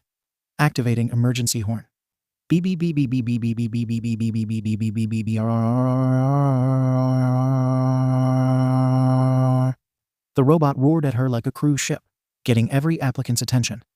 The people closest to her and the robot gasped, realizing what was happening. Most of them could see the danger Ami was in and panicked. Some of them bolted straight towards the robot. Ami watched as the robot made a desperate attempt to slow its descent, slamming its arms into surrounding buildings. Unfortunately, the robot's giant fists easily tore through the weaker buildings, doing nothing to slow down. Ami looked up at the falling robot and realized it was going to fall on her. "Oh no." Ami barely squeaked out, still grabbing her throat. She tried to stand up but tripped on her backside. She had put everything she could give into that final blast, draining her entirely of her stamina. She fell back onto the pavement and crawled backwards, hyperventilating in fear. She looked up at the falling robot and found herself unable to scream.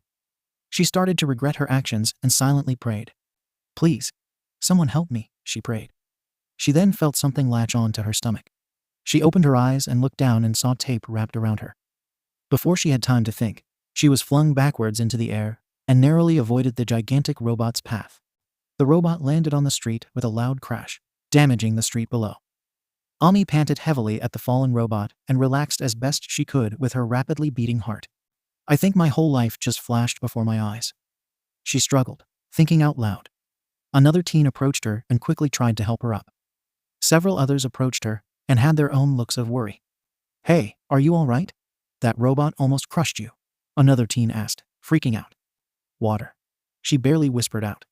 What? I need water, Ami said, feeling completely exhausted. She laid there on the pavement, too weak to do anything. She couldn't even see anything anymore. Ami thought about Izuku as she blacked out. Luckily for her, she was quickly tended to as she laid there unconscious. After an hour of recovery, Ami had chugged at least 3 bottles of water. She was grateful for the help the other applicants gave her. Most importantly, Ami wanted to say thank you to whoever the applicant was that saved her life. Unfortunately, she was unable to. She didn't actually know who any of the applicants that saved her looked like. Just that one of them had wrapped tape around her stomach and pulled her out of harm's way. All she had on her savior was a tape quirk. She made a note in her head to remember that just in case. Ami was a little disappointed in herself. She hadn't actually defeated the giant robot when she set it on fire. Apparently, after she blacked out, the robot had attempted to get up using its arms several times before it was eventually shut down. She hoped the watchers would at least recognize what she did. More importantly, she was a little annoyed that she had blacked out in the first place. This was the 3rd time she'd blacked out after getting saved. First by Kaken, second by Kamui Woods, and now a 3rd time thanks to Tape Man. After reuniting with Izuku, she was shocked to learn that her brother had activated All Might's quirk to save a girl. Ami giggled to herself after learning it was the same girl he had talked to at the entrance. She was also horrified to learn that his quirk had literally broken his arm and legs. It did what? She cried out, covering her mouth. No, it's okay. See, good as new. Izuku stuttered, flexing his recovered arm. Izuku had also blacked out after his exam. Ami breathed a sigh of relief knowing Izuku was safe. She was lucky nothing was broken in her body. Recovery Girl had easily healed her after recovering enough of her strength. When it was time to leave, Ami and Izuku both walked out together. Ami didn't know what to say to Izuku after hearing about his performance. She could tell he was freaking out on the inside and tried to give him words of encouragement. It's all right, Izzy. Maybe it's a trick. Maybe the robot wasn't actually 0 points after all. She hoped. You think so? Izuku asked. I mean, no. But why else would it be 300 feet tall? Right, Ami guessed, giving him an apologetic smile. Her answer did the trick for Izuku, as it made him feel slightly better after getting 0 points. He hoped, for All Might's sake, that Ami was right. Izuku smiled and laughed with Ami after listening to what happened to her exam. You should have seen it, Izzy. Her hair was like this, Ami laughed, holding up her own hair to imitate the Vine Girl. That's so awesome. Izuku laughed. She continued telling him what happened until they had gotten home. Now it was time for the waiting game to commence. 1 week later, Ami and Izuku were working out together in his room. They may have taken the exam already, but there wasn't any reason to stop the American Dream plan afterwards. They were already so used to working out every day, so why stop? Izuku thought back to what Ami had told her a couple months back, when he was starting to get stressed. He was thankful that Ami had prevented him from going overboard after getting caught one day. Izzy, you've got to stick to the plan, Ami said, urging Izuku to listen. She watched Izuku struggle to work out and immediately grew concerned. But I need to do this, Ami. Izuku frowned, shaking his head in disagreement. Ami frowned at Izuku's stubbornness and stayed strong. No, you don't. Listen, Izzy. All Might told me to watch you in case you overdid it. She explained, causing Izuku to freeze up. He raised his eyes and stared at Ami incredulously. He did? Izuku asked. Ami nodded and continued.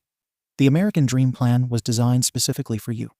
If you try and do more than it says, you'll only end up hurting yourself. We're doing this for you, Izzy. Ami said, grabbing onto Izuku's shoulders. I know, it's just that. I have to work harder, or I won't stand a chance against the applicants. Izuku said, putting his head down. Ami stared at Izuku with a worried face. Of course you're gonna stand a chance, Izzy. All Might is doing this for you so that he can give you his, Ami said, looking back at the closed door, quirk. She whispered, quietly. That's just it, Ami. I don't just want into you, I want to excel. I want to be like him. Izuku said, looking up at Ami with tears. Ami looked back at him with a warm smile. You're already like him, Izzy. Ami smiled, surprising Izuku. He stared at her completely stunned until he started to sniffle. He immediately hugged her. letting out tears onto her sister's shirt. Ami looked down at her crying brother and felt embarrassed. Ami put her hand on Izuku's head and hugged him back, tears falling down her face. "We're gonna do this together, okay?" Ami told him. All Might Jr. and his sidekick, Lady All Might. Ami joked. Izuku heard her words and couldn't resist laughing through his tears. Those were their hero names when they were 4. They both weren't very original. Izuku returned back to the present and felt warm inside. He had met his hero, All Might. He and his sister were closer than they ever were before. And now they were anxiously waiting for their results. Then their exercise was interrupted by the door opening. Izuku and Ami stopped their workouts and turned to see their mother looking at them both with nervous eyes. "Izuku, Ami, look. A letter. They're here. Your test results." "From Yua," Inko frantically cried out. Izuku and Ami looked at each other with the same nervous face. This was what they'd been waiting for. A minute passed and Ami and Izuku were both sitting on chairs, looking at the letter on Izuku's desk. They gulped and had nervous wide eyes on their faces. They glanced at each other, unsure of what to do. The front of the letter had both of their names on it. They both assumed Yua had combined their test results. So, should I, or should you? Ami asked, shaking anxiously. Izuku was also shaking and tried to talk. "Let's open it together," Izuku said. Ami nodded and stared at the letter. They grabbed one side of the letter and pulled with all their strength. The letter ripped in half and dropped a small circular tablet onto the desk. Both Ami and Izuku looked at it with confused expressions. Then it turned on and projected All Might on the wall. "I am here as a projection now," All Might exclaimed. "All Might?" they said in unison. "But this is from Yua, isn't it?" "I know it's been a while, but with great power comes a great amount of paperwork." "My apologies, young Midoriyas," All Might said, putting emphasis on Midoriyas. "The truth is, I didn't come to this city just to fight villains." "You're looking at the newest Yua faculty member," All Might exclaimed. "What? What's the matter? Who's showboating?" "Oh sorry, I'll wrap it up. But I have to show them something first." "Wait, I have to do how many of these things?" "Right, so, moving on. Ladies first, to Ami. You certainly made quite the first impression in the practical exam. Especially after crippling the giant robot. Well done. Your actions have awarded you with 50 villain points. You also passed the written exam." "Ugh," Ami said with relief. She slung back onto the chair after hearing her points, feeling the weight in her shoulders vanish in an instant. To Izuku. "Even though you passed the written test, you got 0 combat points in the practical exam. Sorry," All Might said. Izuku frowned and looked down at the ground. Ami looked at Izuku and put her hand on his shoulder. She was about to say something, but was cut off by All Might. Fortunately, there were other factors. "But before we get to that, I have another surprise. Look, a short clip for your viewing pleasure," All Might said, pointing at a TV screen on the hologram. Do you have a sec? Sorry to interrupt," Ochako said, looking up at Present Mike. "Hey, it's that nice girl," Izuku said. "She showed up after the exam to talk to you, young man." All Might smiled. "Ooh," Ami said, looking at Izuku with a devious grin. Izuku felt himself get red in the face and laughed awkwardly. "You know that boy with the messy hair and all the freckles? It's hard to describe his face. He's kinda plain looking, doesn't really stand out or anything, you know?" Ochako said, giving an apt description. "She means me," Izuku said. Ami giggled at the girl's description of Izuku. "I was wondering, would it be possible to give him some of the points I earned in the exam? I heard him say something about wanting to get just 1 point in. Which seems crazy. How can someone who took down that huge villain, all by himself, not have any points in the end?" Ochako exclaimed. Ochako's words made Izuku think about what Bakugo and Death Arms had said to him. "You'd never be able to hang with the best of the best," Bakugo said in Izuku's mind. "He would have had a better score if he hadn't stopped to help me," Ochako said. "There was absolutely no reason for you to put yourself in danger like that," Death Arms said in his head. "He saved me. I have to make it up to him. Please, sir, can't you just give him my points?" Ochako pleaded. The video paused and returned to All Might. "You have a quirk now, yes. But it's your actions that inspire others. And that's why I am here. You see, the practical exam was not just graded on combat alone," All Might explained, crossing his arms to form an X. He turned and resumed play on the video. Izuku and Ami watched Present Mike pat Ochako's head. Even on screen, Ami could see Ochako thought it was weird. "Thanks for showing up to the station with your request. But there's no reason to give him your points. The kid's charting well on his own," Present Mike responded. How could a hero course reject someone who is committed to saving others, no matter the consequences to himself? After all, that is what makes someone a hero. And that's what this is all about. Training those who would risk their lives for the greater good. So, we have rescue points. A panel of judges watches, and they award points to heroic acts beyond just fighting villains. All Might explained. Izuku Midoriya, 60 rescue points. Ami Midoriya, 10 rescue points. And Ochako Uraraka, 45 rescue points. Izuku and Ami looked at the results on the screen with shock. They were in the top 10 results. And to Ami's surprise, next to each other. Ochako was at 3rd. Izuku at 7th. And Ami at 8th. They sat there in silence, too shocked to say anything. You both passed the exam, All Might said, smiling brightly through the hologram. Welcome, Izuku. Ami. You have made it. You are both part of the Hero Academia. All Might smiled. Both Izuku and Ami looked at each other and cried at the same time. They did it.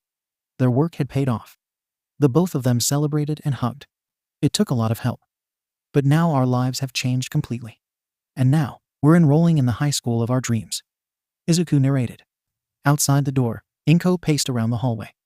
She had done this the entire time, waiting for them to come out. When the door finally opened, Inko looked at both of her children's faces. Izuku and Ami gave their mother a happy smile. Inko received the message loud and clear. She then started to cry and embraced both of her children. Ooh, my babies, she cried, losing her ability to speak through her tears.